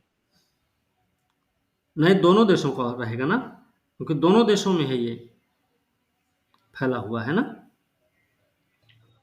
जी सर। ठीक है। मैंग्रोव वन के बारे में बात करें, वृक्षों में नमक सहिष्णु पाई जाती है। नमक सहिष्णु मतलब खारापन सहने की क्षमता होती है इन वृक्षों में, मैंग्रोव वनों में। इसके कारण इनको लवण मृदोद्भिद हेलोफाइट वृक्ष भी कहते हैं। ये वृक्ष जल जनित कीचड़ की कम ऑक्सीजन वाली परिस्थिति के अनुकूल रहते हैं। एनॉक्सिस आपको पता होना चाहिए। ये गंगा, ब्रह्मपुत्र डेल्टा, महानदी, कृष्णा, गोदावरी, कावेरी डेल्टा क्षेत्र में पाए जाते हैं। मैंग्रोव की बात हो रही। वन्य जीवों के बारे में बात करें, यहाँ पे बहुत कुछ मिलता है। पक्षी, सरीसृप, अकशेरुकी प्रजाति। रॉयल बंगाल टाइगर के लिए बड़ा फेमस है। यहाँ पे कछुए भी पाए जाते हैं, मगरमच्छ पाया जाता है, घड़ियाल पाया जाता है, गंगा डॉल्फिन पाई जाती है और सांप भी पाए जाते हैं, ठीक है। पश्चिम बंगाल के और भी राष्ट्रीय उद्यान हैं, उनके नाम देख लिया जाए तो एक है बुक्सा टाइगर रिजर्व, ठीक है। मेरे ख्याल से ये अब सिर्फ नाम का टाइगर रिजर्व रह गया, इसमें टाइगर नहीं है, टाइगर से खाली हो चुका है ये बुक्सा टाइगर रिजर्व जो है, ठीक है। इसके अलावा गोरुमारा भी पश्चिम बंगाल में है। जल्दापाड़ा तो है ही है। नीरा वैली राष्ट्रीय उद्यान, सिंगालीला राष्ट्रीय उद्यान, ये सब के सब पश्चिम बंगाल के ही राष्ट्रीय उद्यान है, ठीक है ना। यहाँ पे एक है समर, ये क्या भाई, स्वदेशी मिसाइल डिफेंस सिस्टम है समर। इसका परीक्षण कहाँ हुआ है, सूर्यलंका वायुसेना स्टेशन पर अस्त्र शक्ति 2023 अभ्यास के दौरान हुआ है आंध्र प्रदेश में, ठीक है। इसका परीक्षण हुआ यहाँ पे। समर का विकास हवा से हवा में मार करने वाली रूसी मिसाइल प्रणाली का इस्तेमाल करके सतह से हवा में मार करने वाली मिसाइल का विकास हुआ। ओके, ठीक है। समर क्या है, सतह से हवा में मार करने वाली मिसाइल है ये। समर वायु रक्षा प्रणाली को दिल्ली स्थित मेंटेनेंस कमांड के तहत आने वाली एक इकाई, नाम है 7BRD, द्वारा विकसित किया गया है। समर सिस्टम 2 से 2.5 मैक की रफ्तार से मार करने वाली मिसाइलों से हवाई लक्ष्यों को निशाना बना सकता है। इसमें ट्विन टारगेट लॉन्च प्लेटफॉर्म है जो खतरे के आधार पर एक एक करके या एक साथ 2 मिसाइलों को लॉन्च करने में सक्षम है। उल्लेखनीय है कि वायुसेना की मेंटेनेंस कमांड ने लड़ाकू विमान, परिवहन विमान, हेलीकॉप्टर, जमीन पर स्थित हथियार प्रणालियों में उपयोग किए जाने वाले कई पुर्जों उपकरणों को देश में ही बनाने में सफलता हासिल की थी। चलो समर की विशेषता देखते हैं क्या है। ध्वनि की रफ्तार से 2 से 2.5 गुना गति से हमले को रोकने में सक्षम है। ध्वनि की स्पीड से भी इतनी तेज है, 2 से 2.5 गुना अधिक। आसमान से हुए दुश्मन के हमले को नाकाम करने के लिए विकसित किया गया है। ट्विन टूरट लॉन्च प्लेटफॉर्म से दागा जा सकता है इसको। एक साथ 2 या सॉल्वो मोड, मतलब एक के बाद एक मिसाइलें दाग सकता है ये। हमले के प्रारूप का निर्णय आवश्यकता के अनुसार लिया जा सकता है। इसके अलावा आत्मनिर्भरता हासिल करने, रखरखाव, कमान से लड़ाकू विमान, परिवहन विमान, हेलीकॉप्टर, जमीन से उपयोग होने वाले हथियार प्रणालियों के लिए जरूरी कई तरह के कलपुर्जे उपकरणों का घरेलू निर्माण शुरू किया गया है। HAL के साथ BRD भी सेना के Su-30 और MiG-29 जेट के रखरखाव बेहतर करने के लिए काम कर रहे हैं। कौन कौन, ये भी हो सकता है नीचे वाले में से भी पूछ लिया जाए आपसे। तो HAL और BRD दोनों मिलकर काम कर रहे हैं, ठीक है ना। Su-30 और MiG-29 के रखरखाव बेहतर करने के लिए। ये पार्वती काली सिंध नदी जोड़ परियोजना है। इसमें क्या देखेंगे, प्रगति समीक्षा, ठीक है, इसको छोड़िए। उत्तर प्रदेश और मध्य प्रदेश के बीच केन बेतवा लिंक प्रोजेक्ट पर तेजी से काम चल रहा है। ध्यान रखना, केन बेतवा लिंक किसके बीच में है, उत्तर प्रदेश और मध्य प्रदेश के। मध्य प्रदेश में केन बेतवा लिंक प्रोजेक्ट के पर्यावरण संबंधी सभी मापदंडों को पूरा कर लिया गया। नदी जोड़ो परियोजना का महत्व क्या होगा, ये हमको पता होना चाहिए। ये आपके पीटी में भी हो सकता है, आपके मेंस में भी पूछा जा सकता है। किसी देश के सामाजिक आर्थिक विकास की सबसे महत्वपूर्ण जरूरत है ये। कृषि अन्य क्षेत्र प्रत्यक्ष रूप से इसे जुड़े होते हैं। जल संसाधन के अभाव में कई प्रकार की समस्या हो जाती है, जैसे सूखा हो जाए, खाद्य जल संकट ऐसे उत्पन्न हो सकते हैं। जल की उपलब्धता बढ़ाने, खाद्य सुरक्षा सुनिश्चित करने के लिए ये बहुत जरूरी है। जल संसाधनों का विकास और प्रबंधन केंद्र सरकार की सबसे बड़ी प्राथमिकताओं में शामिल है। केन बेतवा लिंक प्रोजेक्ट से पूरे बुंदेलखंड, मतलब जल अभाव क्षेत्र है बुंदेलखंड, उसके लिए वरदान साबित होगा, वरदान साबित होगा। इस परियोजना के बारे में बात करें भाई, तो मध्य प्रदेश राजस्थान की परियोजना है ये। कौन सी, पार्वती काली सिंध परियोजना, मध्य प्रदेश राजस्थान की परियोजना है। इसके तहत पार्वती काली सिंध को जोड़ा जाएगा, नाम से ही पता है। मध्य प्रदेश राजस्थान की नई सरकारों को का इससे संबंधित समझौते पर हस्ताक्षर करने की संभावना भी थी, ठीक है। उद्देश्य क्या, पूर्वी राजस्थान नहर परियोजना में काली सिंध, पार्वती, मेज, चाकन जैसे उपबेसिनों में मानसून अधिशेष जल का उपयोग करना है। इन क्षेत्र में जल की समस्या खत्म हो जाए, इसलिए ऐसा करना है। काली सिंध की बात कर लें, नदी कौन सी है ये, तो विंध्याचल रेंज में देवास जिले से निकलती है मध्य प्रदेश में। मध्य प्रदेश के विंध्याचल रेंज में स्थित देवास से निकलती है। ये राजस्थान में जाकर चंबल नदी से मिल जाती है। 278 किलोमीटर लंबाई है। खिवनी वन्यजीव अभयारण्य इसी नदी पर स्थित है, खिवनी वन्यजीव अभयारण्य। और ये अभयारण्य कहाँ, खिवनी, खिवनी वन्यजीव अभयारण्य है मध्य प्रदेश के देवास में। ध्यान रखना। सहायक नदी कौन कौन सी हैं, तो काली सिंध की सहायक नदियां हैं नेवज, परवान, और राजस्थान में एक नदी है आहू, ठीक है ना, नाम तो दिख रहे हैं ना। अगली नदी है पार्वती। पार्वती नदी की बात करें, Yes, sir. Yes, sir. ठीक है। पार्वती नदी सीहोर और गुना जिले से प्रवाहित होते हुए राजस्थान के 12 जिले से होते हुए सवाई माधोपुर जिले में पाली ग्राम के निकट जाके चंबल से मिलती है। मतलब सीधा सा है कि मध्य प्रदेश के सीहोर से निकल रही गुना होते हुए राजस्थान 12 को पार करती है, सवाई माधोपुर में जब पहुंचती है तो जाके चंबल नदी से मिल जाती है।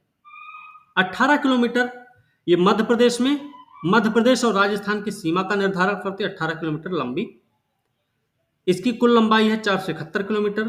पार्वती और चंबल नदी के संगम स्थल को पहले त्रिवेणी संगम के नाम से जाना जाता था। तो एक शब्द ये भी पता चला, त्रिवेणी संगम प्राचीन काल में प्रसिद्ध रहा। त्रिवेणी संगम किसका संगम स्थल है? तो पार्वती और चंबल का है।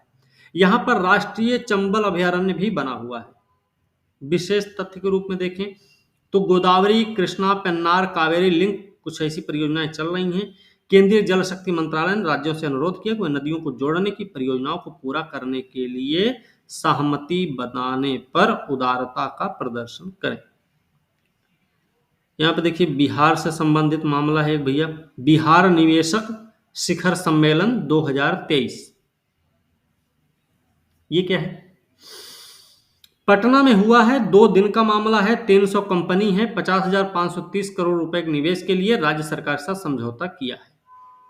ठीक है ना, इतना याद रखो। 2 दिन का मामला है, पटना में हुआ। बात करें तो विश्व स्तरीय बुनियादी ढांचा सुविधाएं प्रदान करने के उद्देश्य से बिहार लॉजिस्टिक नीति 2023 जारी हुई है मुख्यमंत्री के द्वारा। ठीक है, बिहार लॉजिस्टिक नीति 2023 का मुख्य उद्देश्य क्या है? औद्योगिक सामाजिक विकास के लिए विश्व स्तरीय बुनियादी ढांचा सुविधाएं प्रदान करना। उद्योग विभाग की कॉफी टेबल बुक का भी लोकार्पण हुआ है इसी दौर में, इसी समय। 16 देशों के व्यापार प्रतिनिधियों ने भाग लिया इसमें। ठीक है, ये आपको ध्यान रखना है। बाकी और क्या, और इसमें कुछ नहीं विशेष करना है। ठीक है, बिहार सरकार इसमें कुछ रियायत प्रदान करेगी, जैसे कई सारी सब्सिडी देगी, कर छूट रहेगा, पट्टे पर सरकारी भूमि आसानी से उपलब्ध हो जाएगी। 12 विभाग परेशानी मुक्त निवेश का मार्ग प्रशस्त करने के लिए समन्वय कर रहे हैं। ठीक है, ये थोड़ा सा याद रखना है। पट्टे देने के लिए लगभग 3000 एकड़ जमीन का एक भूमि बैंक भी बना रही है सरकार। ठीक है, प्रमुख निवेश की बात करें तो अडानी इंडस्ट्रीज बिहार में लॉजिस्टिक, सीमेंट, खाद्य प्रसंस्करण, अन्य क्षेत्रों में 8700 करोड़ का निवेश करेगी। अडानी इंडस्ट्रीज पहले ही बिहार में 850 करोड़ का निवेश कर चुका है, अब इसे 10 गुना बढ़ाएगा।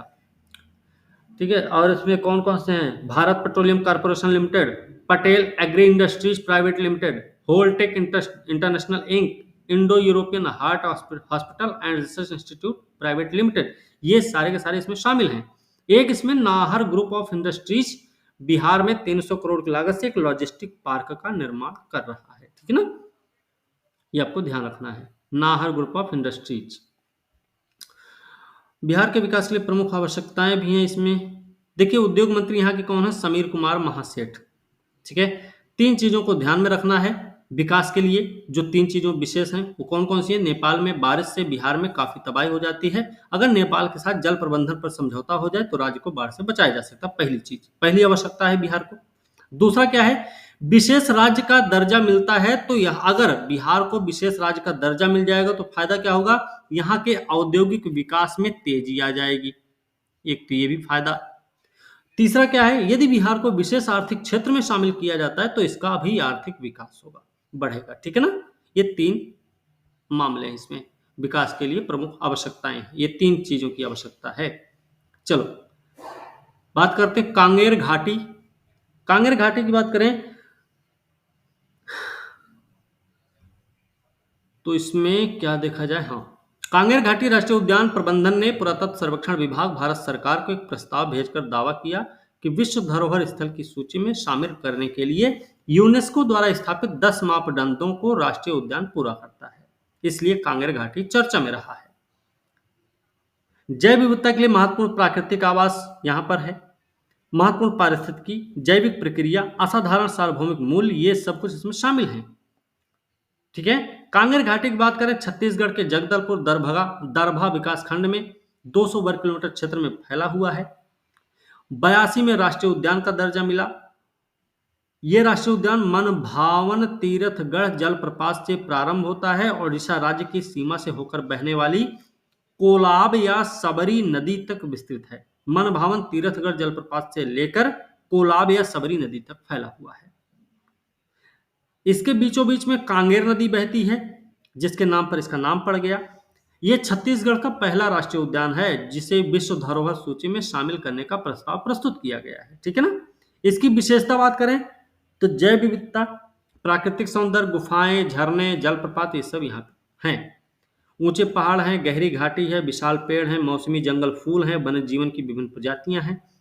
मिश्रित नम पर्णपाती प्रकार के वन पाए जाते हैं, जैसे साल, सागौन, टीक, बांस। सबसे लोकप्रिय पक्षी, छत्तीसगढ़ का राज्य पक्षी यहाँ पे बस्तर मैना पाई जाती है, जो अपनी मधुर आवाज से सभी को मंत्रमुग्ध कर लेती है। यह पक्षी एक प्रकार का हिलमाइन गुरुकुला धर्मी योसा है, जो मानव आवाज का अनुकरण करने में सक्षम है। अरे मैना के बारे में नहीं सुने हैं? वो तोता मैना की कहानी वाला गाना नहीं सुने सुने हैं हैं क्या? सर। सर स्क्रीन नहीं दिखती। नहीं दिख रही नेटवर्क सर दिख रही है। एक मिनट दिख रही थी। एक मिनट रुकिएगा। Yes sir. Yes sir. इसमें देखिए राष्ट्रीय उद्यान में ड्रिप स्टोन है, फ्लो स्टोन है, चूना पत्थर की गुफाएं पाई जाती हैं। इसमें 3 गुफाएं हैं। कौन कौन सी? कुटुम्बसर, कैलाश और दंडक स्टेलेग्माइट्स और स्टेलेक्साइट्स, ये पाई जाती हैं यहाँ पे। 3 गुफाएं हैं, कुटुम्बसर, कैलाश और दंडक। याद रखना, हो सकता है प्रश्न पूछ लिया जाए, कैलाश, कुटुम्बसर, दंडक क्या है, तो आपको पता होना चाहिए। ये गुफाएं हैं जो कहां पाई जाती हैं? कांगेर घाटी में, है ना। कांगेर घाटी में पाई जाने वाले गुफाएं हैं, स्टेलेग्माइट्स, स्टेलेक्टाइट्स। ठीक है।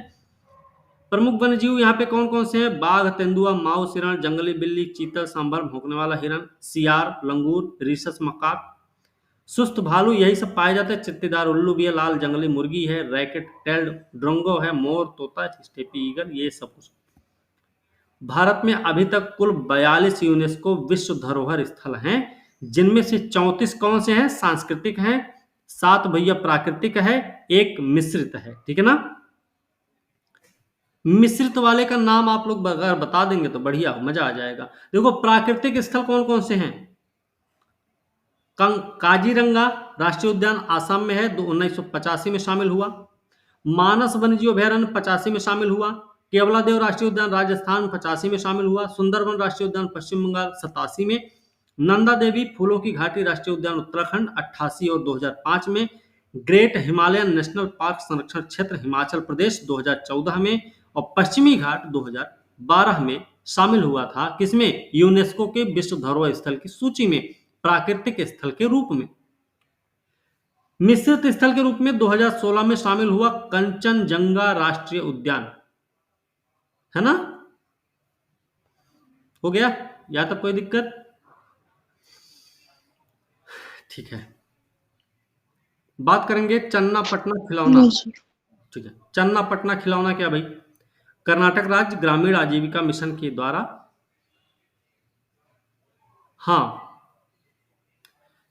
कर्नाटक राज्य ग्रामीण आजीविका मिशन के द्वारा दान किए गए खिलौने अफगानिस्तान में कई बच्चों तक पहुंच गए। चन्ना पटना खिलौना चर्चा में क्यों रहा? क्योंकि ये दान किए गए थे जो अफगानिस्तान में पहुंचाए गए हैं। ठीक है। याद रखना, इन खिलौनों का उपयोग 12 वर्ष तक की आयु के बच्चों के लिए शैक्षिक मनोरंजन के लिए किया जाता है। चन्ना पटना के बारे में बात कर लेते भैया। लकड़ी के खिलौनों का निर्माण कहाँ होता? कर्नाटक के रामनगर जिले के चन्ना पटना शहर में। इसकी परंपरा 300 साल पुरानी है। मैसूर के राजा टिप्पू सुल्तान के द्वारा शुरू की गई थी। इसमें 250 से अधिक कुटीर इकाइयां और लगभग 50 कारखाने स्थित हैं इस काम के लिए। इस पारंपरिक शिल्प को 2005 में जीआई टैग मिला हुआ है। चन्ना पटना शहर, अरे वहीं पे है, कर्नाटक में ही, छोड़ो ना। विशेषता की बात करें, इस खिलौने की विशेषता क्या है? रासायनिक डाई का उपयोग इसमें नहीं किया जाता, याद रखना। ये खिलौने तेज किनारों वाले नहीं होते हैं, जिससे बच्चों को कोई नुकसान भी नहीं होता है। पहली चीज, सबसे बड़ी विशेषता यही है। दूसरा, पारंपरिक रूप से इन खिलौनों का निर्माण आइवरी वुड और लाख वृक्ष की लकड़ी से होता है, लेकिन वर्तमान में इसे बनाने में आम और चंदन की लकड़ी का भी उपयोग किया जाता है। इससे बनने वाले खिलौने चन्नापटना में और भी खिलौने बनते हैं। देखो क्या क्या बनता है, लकड़ी की काठी वाला टकबक घोड़ा, गुड्डा गुड़िया, बंदर भालू, झुंझुना, डमरू, छोटे छोटे झूले, वॉल हैंगिंग, ये सब बनते हैं वहीं पे चन्नापटना में ही। राज्य केंद्र सरकार का संयुक्त उद्यम भी है। चन्नापट्टा में खिलौना क्लस्टर के लिए सरकार ने 4.98 करोड़ रुपए भी जारी किए। खिलौनों की मार्केटिंग के लिए ऑनलाइन ऑफलाइन अन्य प्लेटफॉर्म को स्क्रीन स्क्रीन नहीं दिख रही है?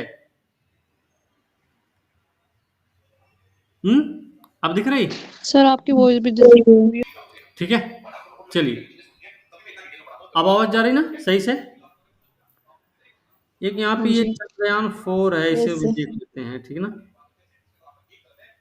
भारत का पहला नियोजित अंतरिक्ष स्टेशन रोबोट की मदद से प्रयोग करने में सक्षम होगा। 2028 तक लॉन्च किया जाएगा। चंद्रयान 4 की बात हो रही है, ध्यान रखना। 2035 तक इसरो से 2035 तक एक अंतरिक्ष स्टेशन स्थापित करने और 2040 तक चंद्रमा पर एक मानव भेजने के लिए कहा इन्होंने, ठीक है ना, ध्यान रखना। और इसमें इस एसपीए डेक्स नामक के प्रयोग स्वायत्त डॉकिंग क्षमता प्रदर्शित करेगा, ध्यान रखना। और इसमें डॉकिंग क्या है? डॉकिंग एक ऐसी प्रक्रिया होती है जहां दो अंतरिक्षयान एक सटीक कक्षा में संरेखित होते हैं और एक साथ जुड़ जाते हैं, ठीक है, ये बात भी याद रखना। और इसमें क्या है, इस कार्य को गगनयान मिशन द्वारा प्रदर्शित किया जाएगा, जो अंतरिक्ष यात्रियों को पृथ्वी की निचले कक्षा में भेजेगा और उन्हें वापस पृथ्वी पर लाएगा भी, ठीक है। और क्या करें इसमें, और कुछ नहीं है। 2028 में पहला मॉड्यूल मौजूदा रॉकेट के साथ लॉन्च किया जा सकता है, किंतु अंतरिक्ष स्टेशन के निर्माण के लिए एक हैवी लॉन्च वाहन की आवश्यकता भी होगी। बाकी और कुछ इंपॉर्टेंट नहीं है इसमें, ठीक है ना। अमेरिकी राष्ट्रपति पर महाभियोग चलाया गया भैया, और इसमें जांच, ये याद रखना कि महाभियोग किस पे चला है, कहाँ के राष्ट्रपति पर चलाया गया है, ये बात आपको पता होनी चाहिए। और इसमें एक चीज और, जांच को तथ्यहीन राजनीति से प्रेरित बताते हुए खारिज कर दिया, ठीक है। आरोप इन पे क्या रहे हैं? इनके बेटे हैं हंटर बिडेन पर यूक्रेन और चीन में अपने व्यापारिक सौदों के दौरान पे टू प्ले योजनाओं में परिवार के नाम पर प्रभावी ढंग से व्यापार करने का आरोप लगा हुआ है। पहली चीज है, बिडेन और उनके परिवार ने 2009-17 तक राष्ट्रपति बराक ओबामा को उपराष्ट्रपति के रूप में कार्य करने के दौरान उनके कार्यों से लाभ उठाया था। ये इंपॉर्टेंट नहीं है, मेन मामला यही है, ठीक है। और इसके साथ में और क्या इसमें इंपॉर्टेंट हो सकता है, 2020 के एफबीआई के एक दस्तावेज को दिखाया, जिसके अनुसार एक यूक्रेनी ऊर्जा फर्म बरिस्मा के प्रमुख ने अपने निदेशक मंडल में हंटर बिडेन को शामिल किया था। एक ये इन पे आरोप है, ठीक है ना। फिर और क्या आरोप इसमें, फर्म की मदद नहीं की थी, संपर्क नहीं था कोई, बाकी छोड़िए, और कुछ नहीं है। आर्चर ने कहा कि उन बातचीत में कोई व्यापारिक लेन देन शामिल नहीं था, ये तो कुछ नहीं। एक ग्रैंड जूरी ने हंटर बिडेन को कर अपराधों के लिए दोषी ठहराया है, ठीक है, बस, बाकी कुछ नहीं। अमेरिका महाभियोग की बात करें तो महाभियोग जांच एक औपचारिक जांच होती है जो किसी संघीय अधिकारी कौन कौन, राष्ट्रपति, कैबिनेट अधिकारी, न्यायाधीश के गलत कार्यों की जांच करता है, ये याद रखना है। अमेरिकी संविधान में लिखी गई है, कार्यपालिका पर कांग्रेस की सबसे शक्तिशाली जांच प्रक्रिया है, संभावित महाभियोग की दिशा में पहला कदम है। अनिवार्य रूप से मतलब यह है कि किसी अधिकारी के खिलाफ आरोप लगाए जाते हैं, ठीक है, बाकी कुछ नहीं है। संविधान के तहत देखिए, देशद्रोह के मामले में, रिश्वतखोरी के मामले में, या फिर कोई और अपराध है, दुष्कर्म है, उसके लिए पद से उसको हटाया जा सकता है, ठीक है, ये बात। और इसमें क्या देखे जाए, केवल 3 अन्य राष्ट्रपति पर महाभियोग चलाया गया है इस जांच के बाद। 1868 में एंड्रयू जॉनसन पर, 98 में बिल क्लिंटन पर, 2019 और 21 में डोनाल्ड ट्रंप पर, मतलब 3 लोगों पर पर ये महाभियोग चलाया गया।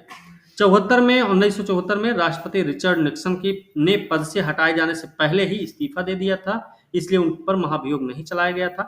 ठीक है ना। चलिए एक ये देख लेंगे, environment control and life support system है।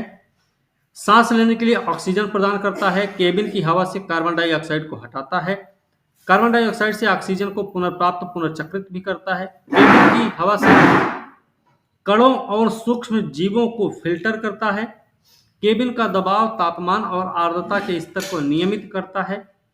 ठीक है। स्टेशन के प्रत्येक कमरे या मॉड्यूल के बीच केबिन में हवा वितरित करता है, साथ ही विभिन्न स्रोतों से पुनर्चक्रित पानी को शुद्ध करके वापस पीने योग्य पानी में बदल भी देता है। Environment control and life support system. ठीक है ना। एक गगनयान मिशन है, इसरो का मानव मिशन है, 400 किलोमीटर की ऊंचाई पर पृथ्वी के निचले कक्षा में भेजने की योजना है। 3 दिवसीय मिशन है, अंतरिक्ष में भेजे गए यात्रियों को सुरक्षित पृथ्वी पर वापस भी लाना है, 2025 में भेजने की योजना है। इसरो के बारे में थोड़ा बात कर लेंगे। भारत सरकार का अंतरिक्ष विभाग के तहत एक अंतरिक्ष एजेंसी है। 62 में अंतरिक्ष अनुसंधान के लिए भारतीय राष्ट्रीय समिति इनको स्पार के रूप में स्थापना हुई थी 62 में। 15 अगस्त 1969 को एक संगठन के रूप में इसका पुनर्गठन हुआ और इसे वर्तमान नाम इसरो दिया गया। मुख्यालय है कर्नाटक के बेंगलुरु में। लक्ष्य क्या है? अंतरिक्ष विज्ञान अनुसंधान और ग्रहों की खोज को आगे बढ़ाते हुए राष्ट्रीय विकास के लिए अंतरिक्ष प्रौद्योगिकी को बढ़ावा देना। ठीक है ना। ये पूरा हो गया, आपका कंप्लीट हो गया। ठीक भैया, ओके।